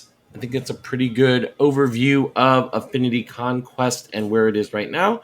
Let's jump into our third topic for today, which is Twitch drops and content creation. All right. We'll start with you, Tuccrr. All right. How did you get started with content creation? And give us your origin story. So at first, I started streaming on Twitch, and I was playing just like first-person shooters. And I was like, "Oh, this is really fun. These are games I play with my boys all the time. Why not? Why not stream it? If I'm going to be playing for hours and hours, why not have it recorded or whatever?" And then I believe it was like March or April of this year. I had been playing Marvel Snap since the Miles Morales season, and I've been just playing it on my phone. And then my buddy's like, they got it on Steam. And I was like, they have it on Steam? Okay, let me try it. And I was playing it on my computer, and I was like, you know what? I'm playing this game so much. I'm already freaking addicted. Why not start streaming it? And then since then, like, it just was like I was streaming, and I think my energy is different than a lot of people's energies on like Twitch because of how kind of loud and obnoxious I am sometimes. And then eventually I kind of just like caught wind and I started snowballing a little bit. And since then, like Marvel Snap, and like we've talked about this too, like the community for Marvel Snap is so amazing. Like one of my homies who was watching me the other day, we raided someone, and then he said he stayed in like that same stream, and they raided and raided and raided and raided, and it was 24 hours worth of raids just from one stream, which is incredible. Like you don't see that in like any other like gaming community, which just shows the amount of love and support you have for other people. And like with like the Twitch drops and everything, like that also helped, which I know we're going down that in a second. But yeah, so then I started I love this game so much, and I stream pretty much every single day now. I'm not like a full-time streamer because I also work as well. But this game just brings me so much joy. I love Marvel as it is, and that's what's got me hooked on the game was the IO.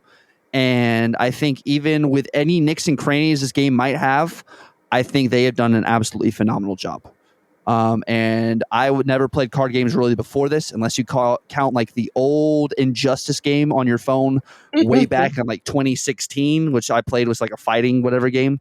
But like this game has truly like it's got me, bro. It's got me freaking caught. And it's because it's Marvel, and I think the whole strategy aspect of it and the way like the cards work, like the characters would work like in the comics and stuff. Like I love the movies and everything. Like it's just great. And then that's where we're at now. Like I'm streaming all the time.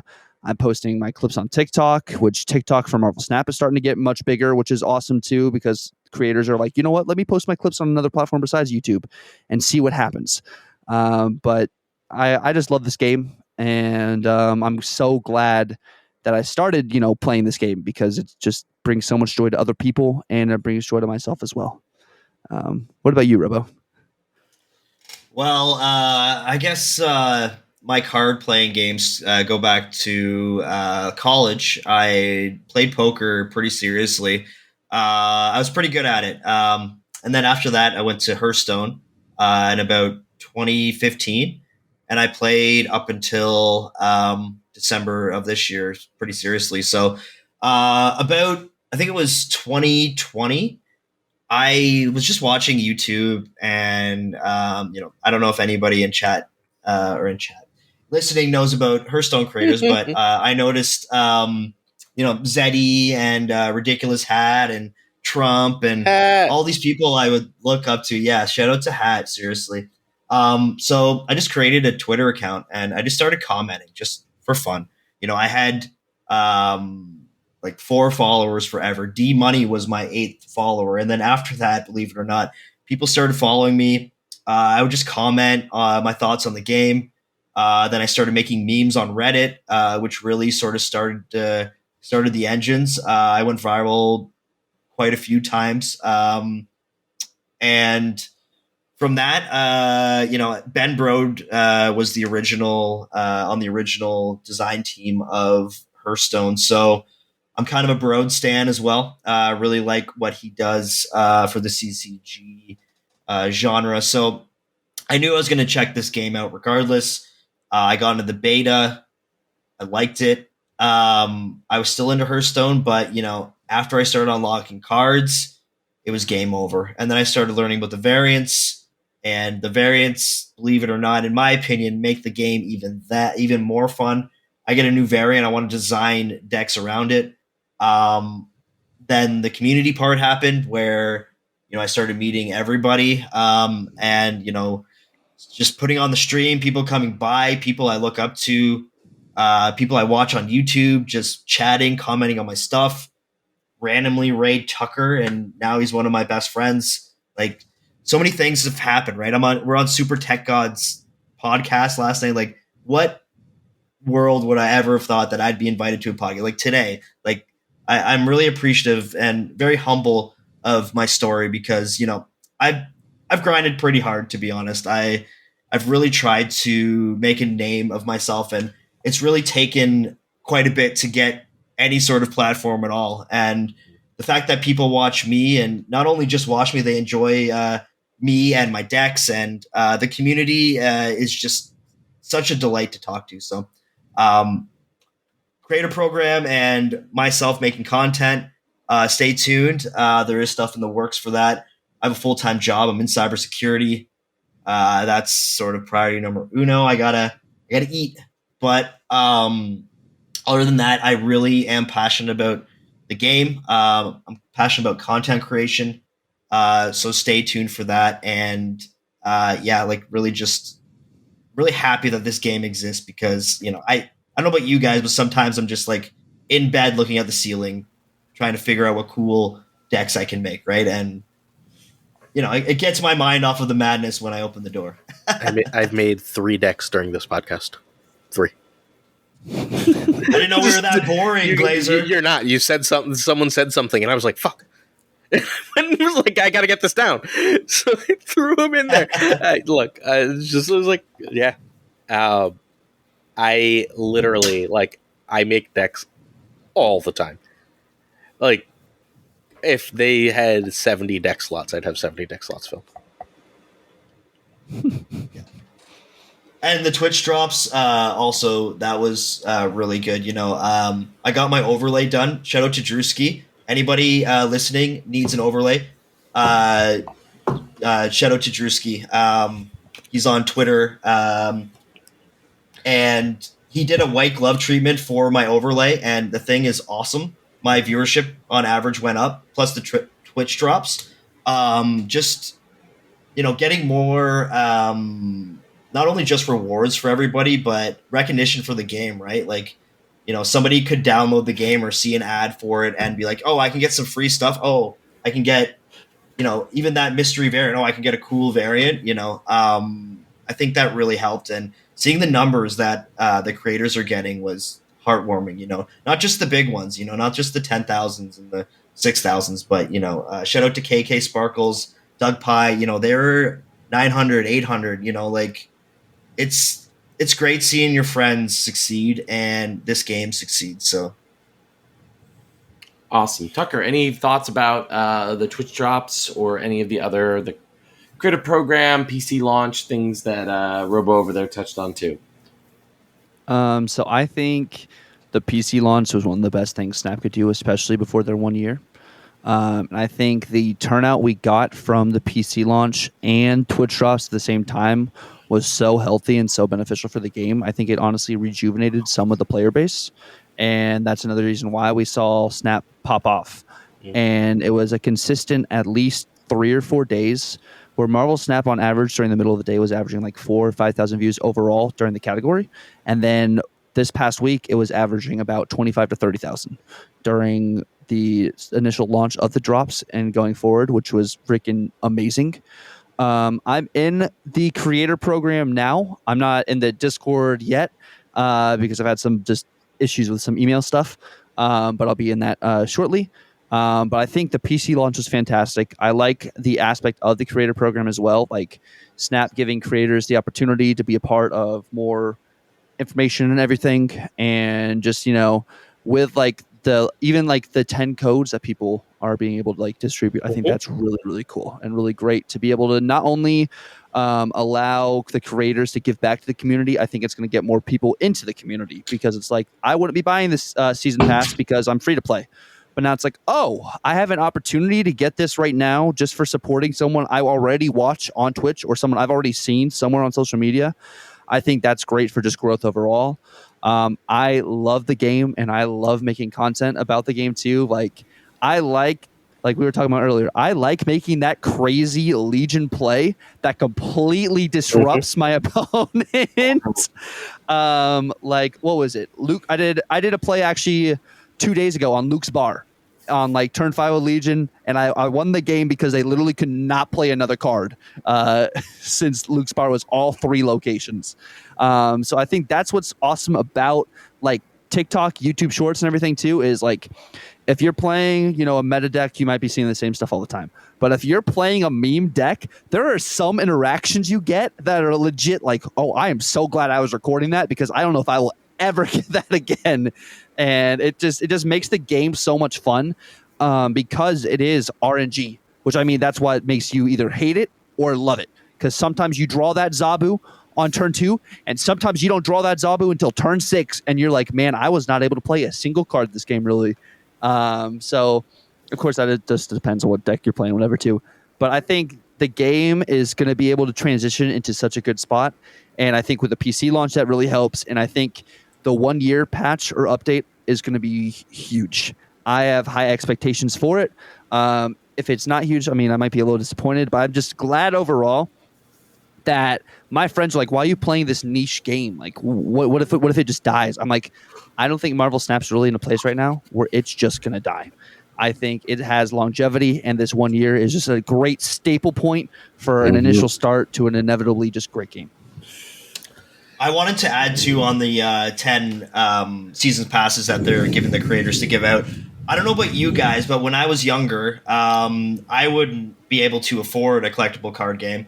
So if I was, 18, 19 years old, I'm spending my money probably at the bar. But that sort of stuff will get more people in the game, right? Like, if somebody gets that Loki, they can at least experiment a little bit and they can at least have some new card to play with, not just the Quicksilver and those Pool 1 decks, because I've had friends that try out the game and they get sick of it because there's one good deck in Pool 1, right? And, if you guys can throw somebody a bone and, that might make them a player for life, it's, it's a very nice, it's a good gesture that they're doing. And also I think they will, see some benefits from that too, especially from people that not only can't afford the game but don't want to spend the amount to really have a really complete collection, right? I want to call on them. Oh, sorry, Ray. Go I ahead, want to Glazer. call them to do this stuff more often. Like the 10 season passes, the Twitch drops, the daily login rewards. Every mobile game on Earth but Snap has daily login rewards every day, not once. Like, I want to call them to do that more often. It's the kind of thing that, like, it costs them nothing, right? And all it does is make the community happy and keep the community logging in and playing and talking. And, like Twitch drops were huge for the game. The PC launch was nice, right? But it was the Twitch drops that were driving viewership, not the PC launch. People were sitting in streams for hours on end because they wanted those free variants. Like, they 1,000% should be doing all three of those things at least once a month. And if it's not 10 season passes because they think that's too much or it hurts their bottom line, give all the creators 5 season passes, do 2 or 3 Twitch drops a month, and do what was the third thing? Help me, brain turned off. Daily login. And do at least 1 week of daily login rewards. Do them at the start of the month when everyone's excited for the season pass, or do it in the middle of the month to get people to log in once they've started to complete a lot of their stuff and keep them excited. But like, they need to do these at least once a month to like keep the excitement up. I don't know if you guys have noticed the same thing I have, but my 2 big times of like views for YouTube videos, so I don't do Twitch, like are the week of the new season because there's a new card that a bunch of people have and they're looking for content on. And then the week of the patch. And for the last 2 months, that's been the same week, so it's not super ideal, right? Like, it crams those 2 big things together. So, like, it's when people, like, get these big changey stuff. So, like, if they, like, stuck Twitch drops at week 2 of the season, right? And then week 3, they were like, all right, now we've got a week of login rewards. And then week 4, they're like, all right, Conquest Infinity, right? Like, now every week feels special and distinct. And, like, they're driving people to they're driving people to the content, but the reason people are consuming more content is because they're playing more and caring more about the game, and that only benefits them. And like, again, this is at like the season passes are at a cost to them, but everything else is free for them. Mm-hmm. And I also want to add to the. I'm sorry, I didn't know you're done. Go ahead. So like, do things that benefit you without costing you to keep people playing your game. I also don't want this to be a flash in the pan, and I don't think it will be, but like, I also fully expect them to sell out at some point to like a major company. But until then, it's always going to be at least a bit precarious. And go ahead, Robo. Yeah, I also, I want to be devil's advocate here, and I know this game is ridiculously expensive, and it is. It's not. However, that's bullshit. It's not. You're wrong. It's not. You're mathematically proven wrong. Okay. It's $10 a month. You can have every card in the game. If you have patience, like, you've got to get through Series 3. Okay. Right? Okay. Let's go back to reality where I want every card every day, or at launch. Okay. So let's talk about another game. There was one of my friends played this stupid Dragon Ball Z card game. You know how much one card was in that? $400 US for one card. And people love going with the pickaxes to second dinner. And yes, the variants and the cards are expensive, but it could be way worse. The mobile game economy, like the common spending, is probably less than I think than most. And yes, patience. Yeah, you want, Silver Samurai.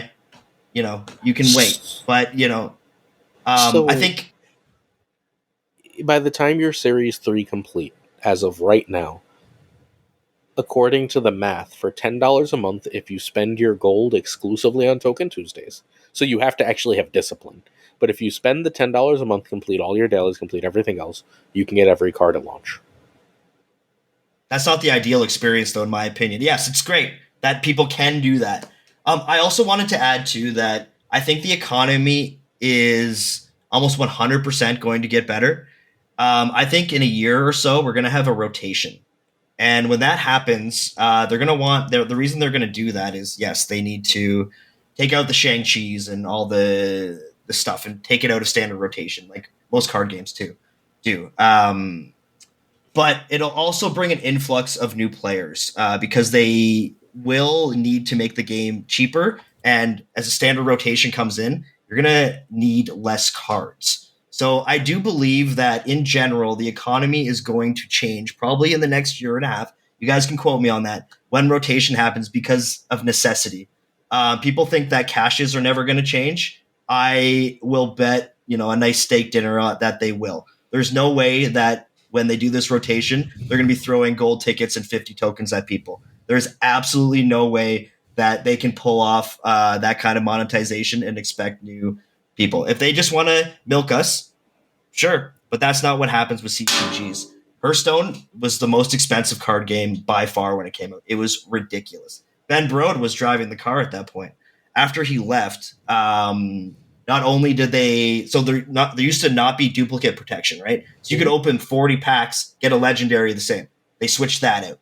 They also made things a lot more generous where they have more quests and more gold and all this stuff because they had to, right? They had these rotations and all these new cards coming in where their new player base, it was too expensive. Who's dropping $2,000 to be relevant in Hearthstone or Marvel Snap? Not that it would be that much, maybe 1,000, but I think if they're expecting new players to come into the game, I think this is not a today thing by any means because they're gonna milk us for all we're worth for the next year. But when rotation happens, I will bet you the monetization will be praised on how it is different and not being. And I'm a fan of the spotlight caches. Before it was a lot more expensive than it is now. We can argue all day about it. Yes, you're gambling on spotlight caches, but in general, it is cheaper. And I can see that, continuing. It's not going to be. It's going to be very gradual, and we're going to be drip fed. But I totally am confident that we're seeing that in the near future. I don't think we're getting rotation anytime soon. I think it's going to be. I said a year and a half. I think it's going to be more like 3 or 4.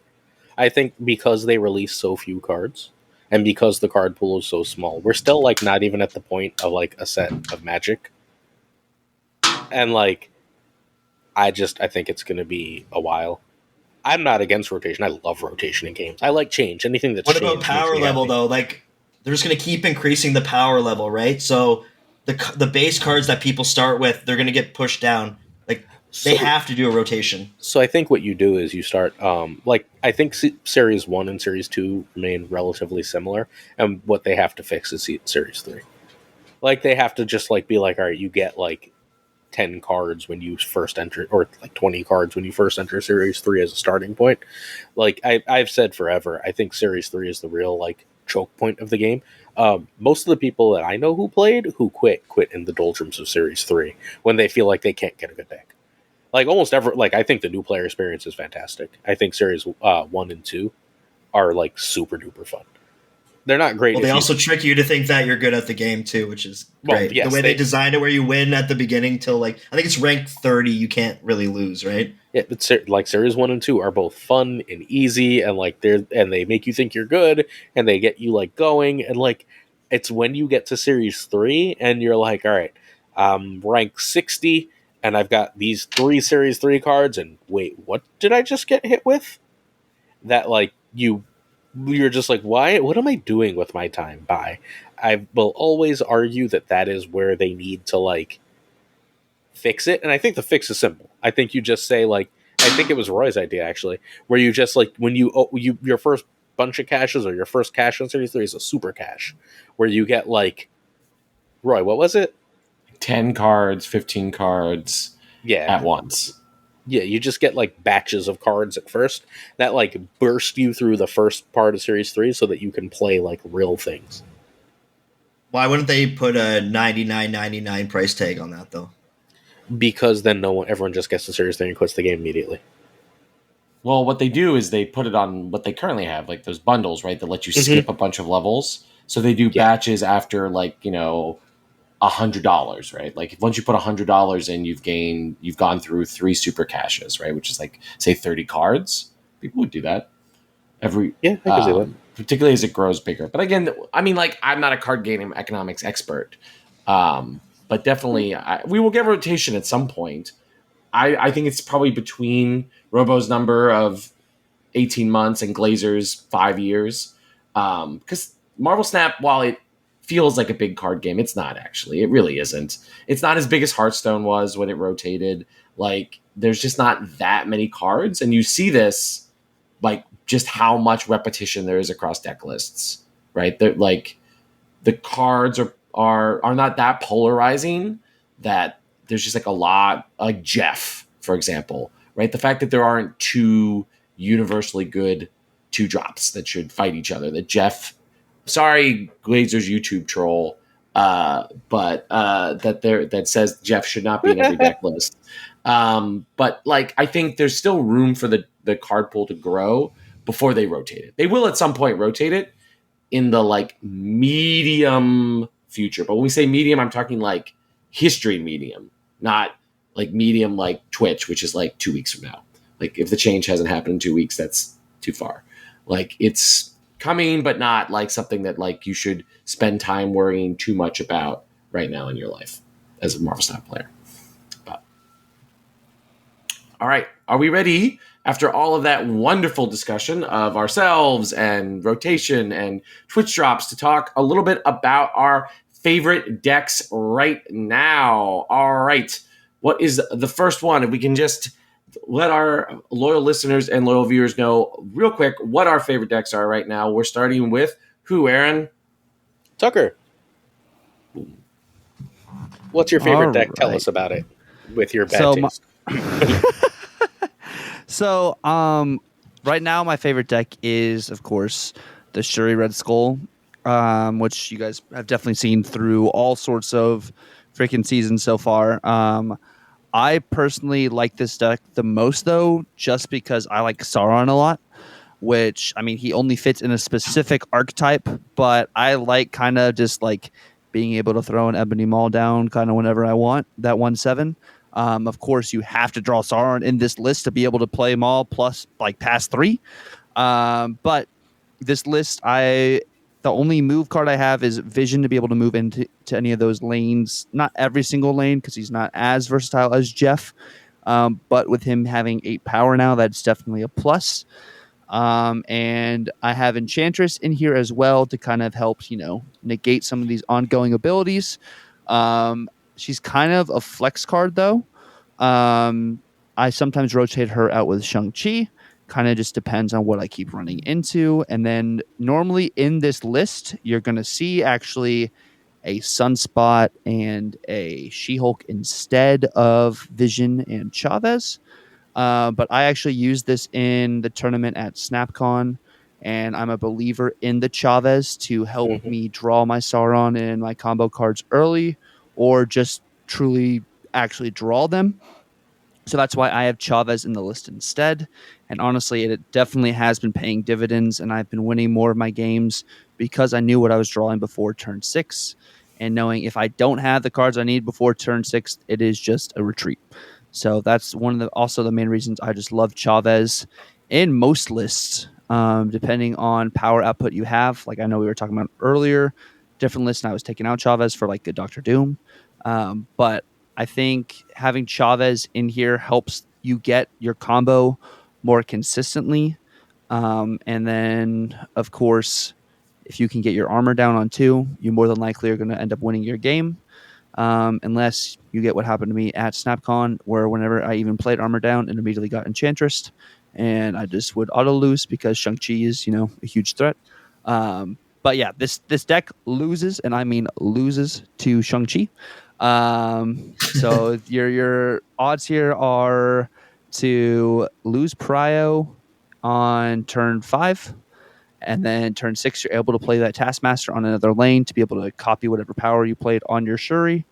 Or you float turn 5 to also lose Prio. And then you play an Ebony Maul on Shuri and Taskmaster. And then you still got 14 power on 2 lanes. So it's definitely not the best deck right now, but it's the one I'm having the most fun with, because in most of my matchups, honestly, that I've had in Conquest, I'm not seeing Shang-Chi in every game. And I think Glazer touched on this, and I know Guest touched on this as well. The final 4 decks at SnapCon, none of them had Shang-Chi in that list. None of them. So like Shang-Chi is still like relevant and like still exists, but we're starting to see with the way people are playing decks and the way we're scaling, you don't always have to have Shang-Chi in a list, but that's what makes him a great flex card, is because you can kind of throw him into any list. Awesome. Sounds great. Any thoughts on the deck, or are we ready to go to the next one? I think it's pretty solid. I know that Ghost wouldn't work, but Ghost would be cool in it. Yeah. Ongoing, unfortunately. Otherwise, phenomenal. Yeah. Oh yeah, it's ongoing. Whoops.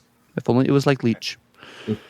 That's how little I play Ghost. Great Dan Hip variant though. I bought that Dan Hip. Ghost is my great shame. How's your 100 boosters doing? Yeah. Me and the whole community. In fairness, it wasn't just me, but I was all about Ghost. You were. All right, what's the next deck in our list here? All right, Robo, tell Robo. us about your favorite deck. So this is my new Samurai deck, and I gotta say, it's hilarious. Is this good? I have no idea. But basically, here's the idea. Let's run it down for you guys. So actually, I'll read the deck out first for our listeners. So the list is Echo, Invisible Woman, Magic, Silver Surfer, Gambit, Juggernaut, Black Cat, Wong, Absorbing Man, Silver Samurai, Iron Man, and Hela. Yeah, you heard that correctly. So the idea is you hide Hela behind Invisible Woman, and then you want to Wong, Gambit, Absorbing Man, or just play Silver Samurai to discard your hand, and then bring it all back with Hela. This has been so much fun, really. When Hela brings back Wong and Gambit in the same lane and you win that way, it's hilarious. Black Cat has been so good. It's a guaranteed 7 with Hela. Silver Samurai with Iron Man. And if you Wong and Silver Samurai, you can get rid of their stuff. Jugs, I just have there just for disruption. Sometimes he wins games, but really, I want to test with it more, but my win rates were solid. Highlight of this deck is when I destroyed Tuccrr with it, with the memes. People were going back and forth with our chat. Like, that was the most ridiculous thing I've seen in my life. So that makes me happy. So I know that the deck does something. But yeah, I don't want to spoil too much, but I just want to say my idea for Loki is kind of similar. So I want Magic. I want a Magic, and then Invisible Woman, Loki, MODOK, and then Hela. So I will copy their deck and then spit out everything on the field. So I feel like Hela might have some legs now, so to speak. So this deck, feel free to try it out. It is hilarious. I want to call it highlight reel, to be honest. That was the tweet that I made. But pretty decent win rate, and you can't make a better highlight reel. So that's the deck. Very cool. Right. So this is me real quick. I'll be quick. I love combo decks. Robo's combo deck over there was really cool. I've been really enjoying Mr. Negative and in combination with Surfer. I think just sort of the number of cards that they've been pushing down into the sort of 3 spot, Magic being the most famous, is just really cool and made the deck even more interesting. And I like the fact that this negative version has sort of 2 outs. You either play the negative half of your deck, or you play the Surfer half of your deck. And sometimes, if you get really lucky, if the stars really align, you can do both. But the fact that this sort of combo deck has 2 outs, I think is really cool. The fact that sort of some of the negative cards like Wolfsbane and Ironheart have synergy also with Silver Surfer. They're not maybe the best in slot for Silver Surfer, but they are very sort of still pretty solid with them. Ironheart provides value, plus still gets that +2, and Wolfsbane can give you a little bit of a bonus plus the +2 from Silver Surfer. So I just think this deck is a lot of fun. I've been really enjoying playing it. I will make no claims that it is the greatest or most competitive deck, but I've really enjoyed it, and I'm just like a degenerate combo person. So this is what I've been enjoying the most. And look at you not running Absorbing Man and Brood. Yeah. You have a heart. So yeah, I just followed Den. This is what Den had. So I one of the decks I built that clicked into my head during this episode. Thanks, you placed it there, and then someone said Dan Hip earlier, and then I thought of the Dan Hip Widow I bought.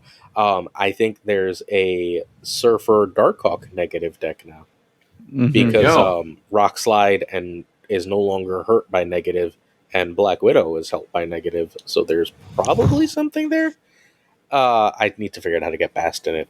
I messed with it, but it was obviously a very quick edit because I was listening. But I was like, all right, I think there's something here. Like once it clicked into my head, and I had to get like a draft down, so I have a draft of it. There we go. All the cool cards can be in that deck. But And my favorite deck is Lady Deathstrike 2. All right, I just won a Infinity ticket with this.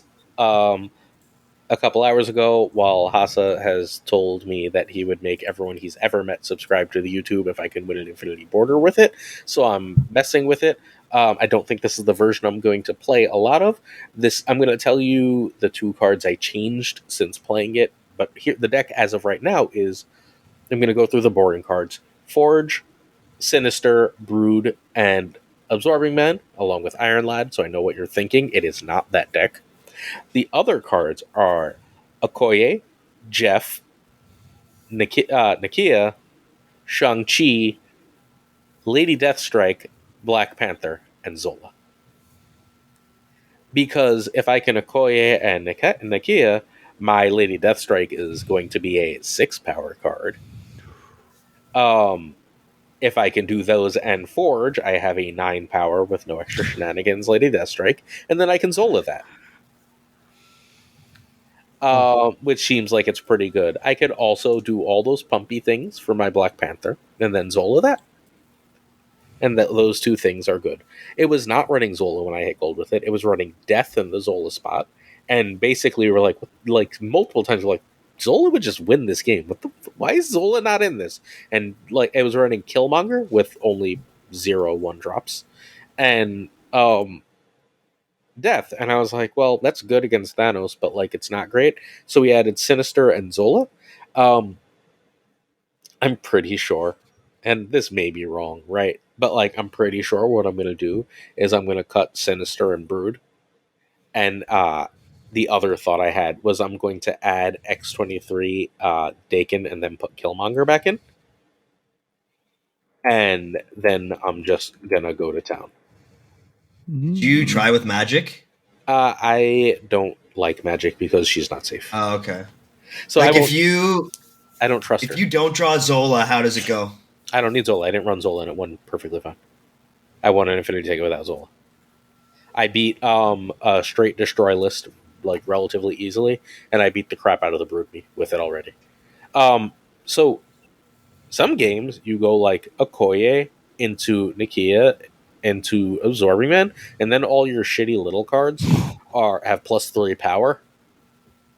And you just say, okay, thanks, like, let's have fun. Like, you kill a lane with Lady Deathstrike, and then you're like, all right, now here's a 17 power Black Panther. Good luck. That's 1760. Yeah. That is great. It's Yeah, that is great. I didn't see that potential. That's awesome. It is wildly fun. I won a game where I played a 6-power Black Panther for 12, and then I played a 7-power Absorbing Man for 14 on the last turn of the game with like a 5-power Jeff or something, a 4-power Jeff, something like that.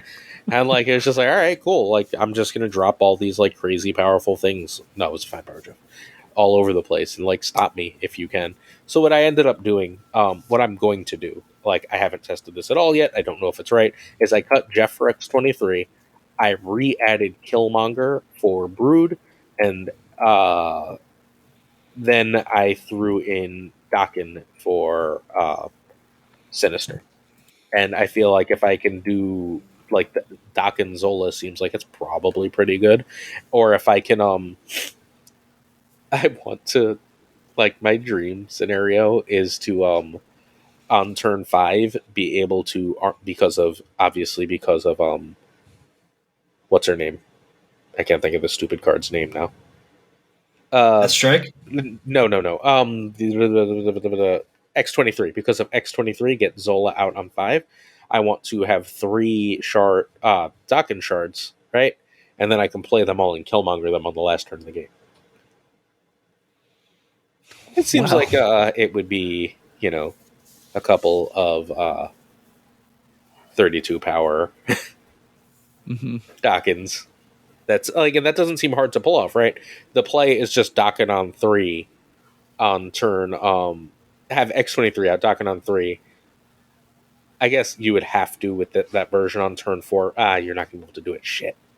So we're missing 1 kill. I'll have to figure out 1 more kill.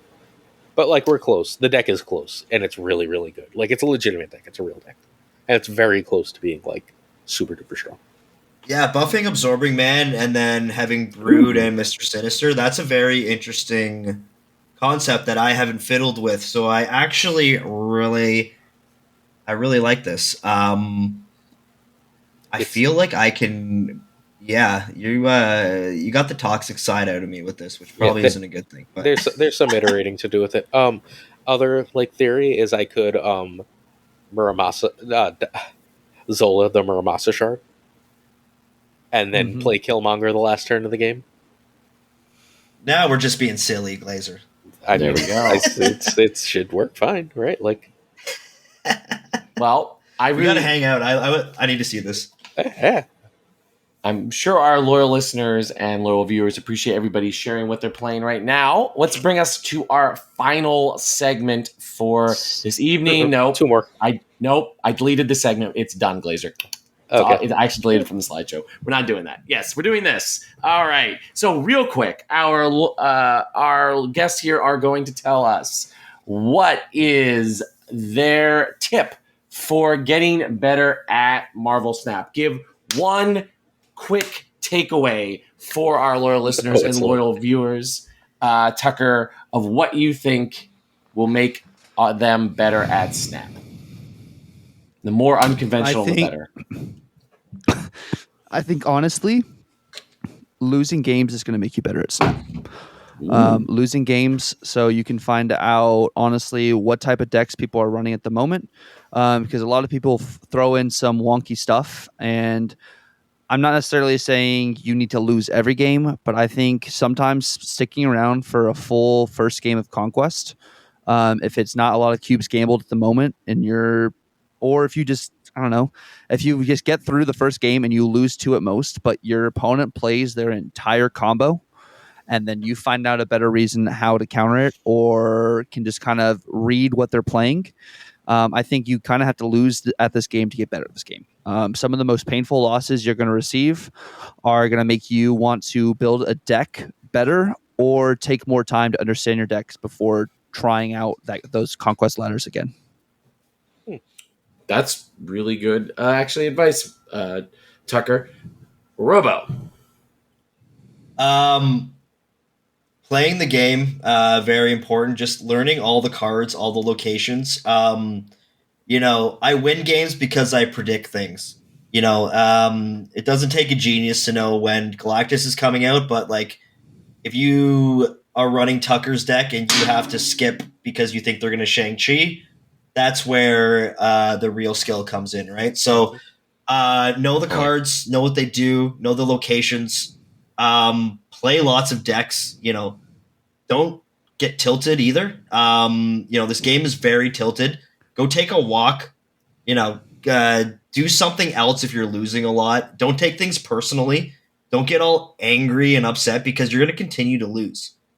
Composure and, keeping your confidence up, much with everything in life, is very important in this game. And snapping at the right time.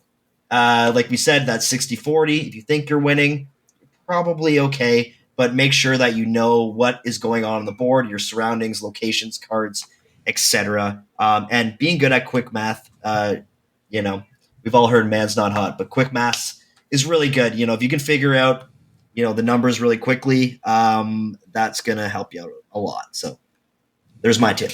Awesome. Both excellent advice.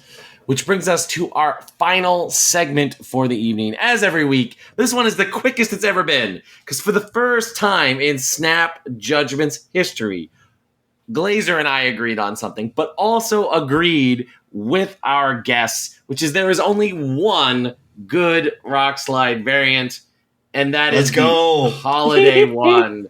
All right, we'll start with you, Robo. Why, real quick, did you pick rock slide holiday version? Rock, paper, scissors, baby. You know, like who doesn't love this? You know, look at how happy he is, or he's not happy at all, actually.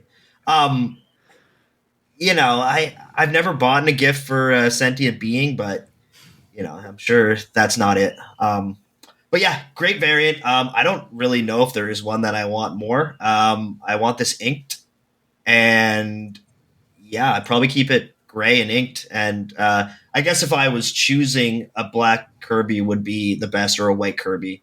Um, but yeah, there's that. Tucker. Yeah, just like piggybacking off like what Robo said too, like having the rock paper scissors kind of meme there in on the card just looks really cool. And I think for the winter variants, it was probably one of the better ones, if not the best one. I do think one of the sleeper ones we don't talk about enough is Abomination as a Christmas tree. I think that one's pretty funny and pretty That good. is a very good one. And then the Ebony Maw one was okay. The Rogue one, I still think's a little weird. I don't know. Her face on it looks a little interesting.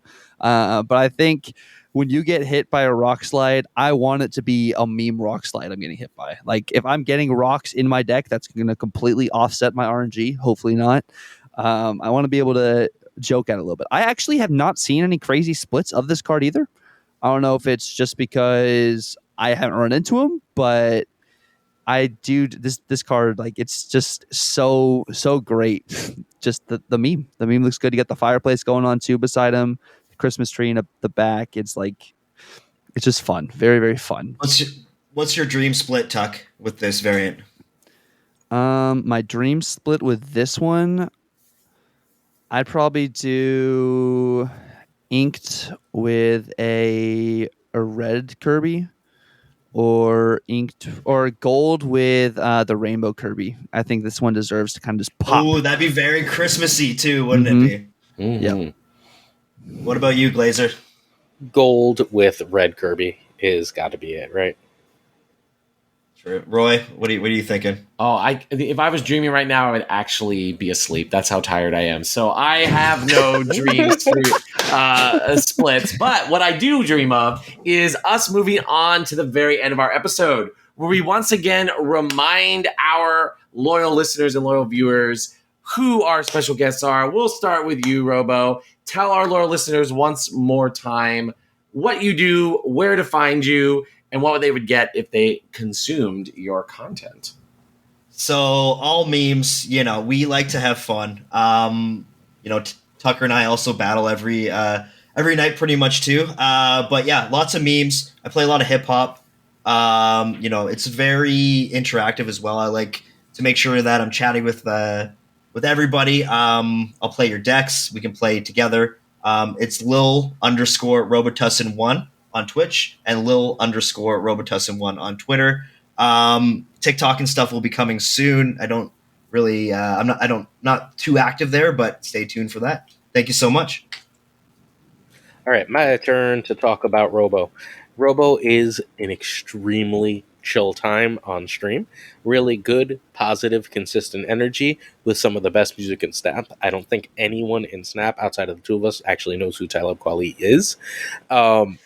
It's an excellent time hanging out in his chat.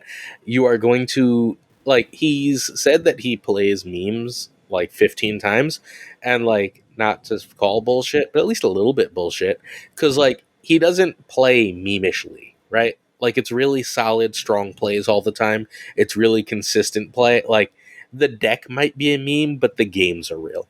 And so if you're trying to like learn how to play well, you should absolutely be following Tussin.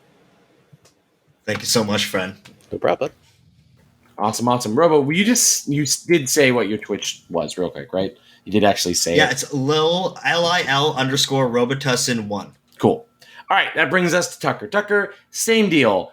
What would they get if they consume your content? Where can they find you? And why should they watch you?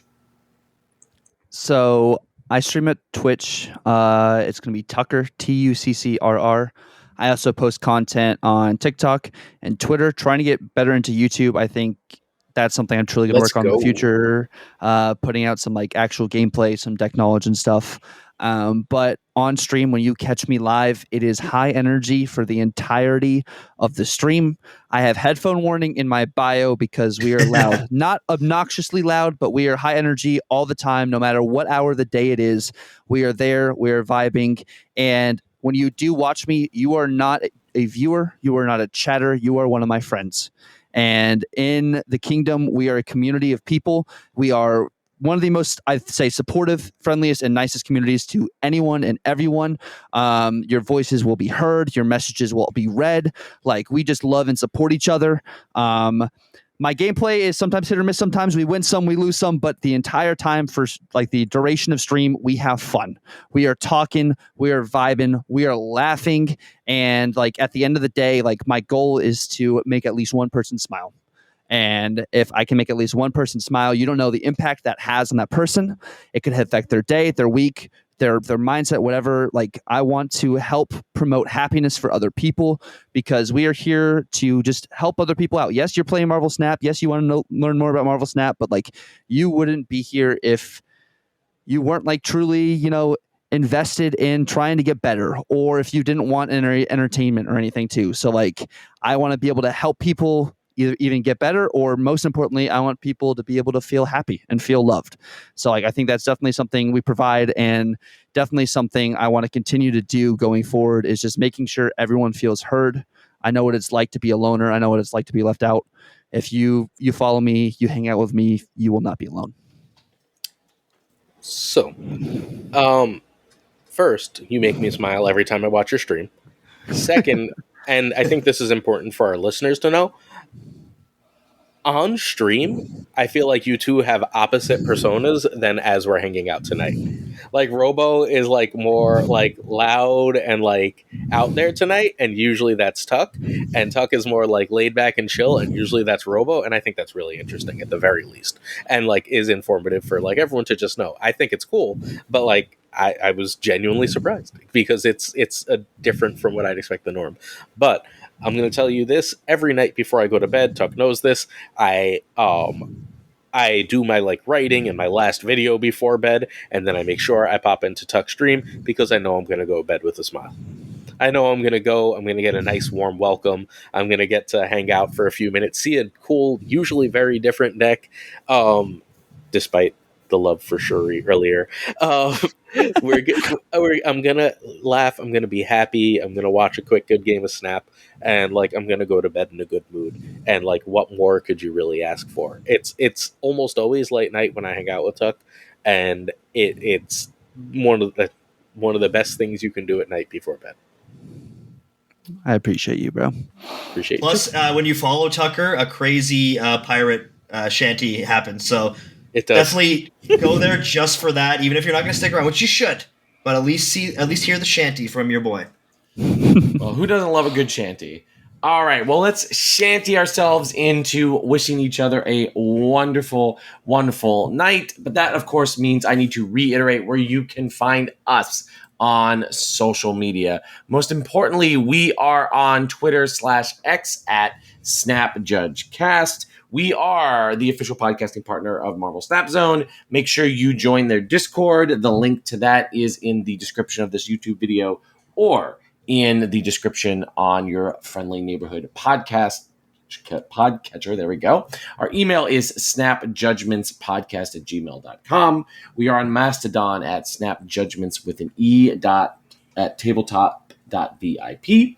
And on YouTube, we are Snap Judgments Pod for Glazer's daily videos. All right, with that out of the way, I can say goodbye and thank you to Robo. Thank you so much, Robo, for joining us for this Thank episode. you so much for having me. It was a blast.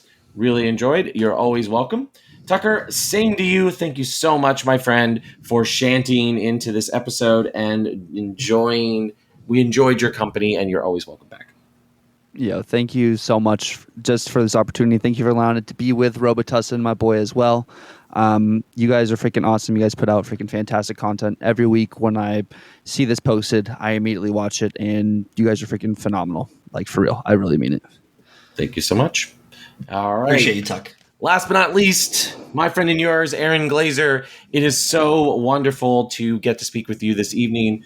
Have a great, well, I would say I can wish you a happy weekend at this point, because we normally do it at the beginning of the week. Have a great weekend, my friend, and I'll talk to you next week. Peace and love, everybody. All right, loyal listeners, that brings us to the very end of our show. So make good choices, stay safe, and keep on snapping.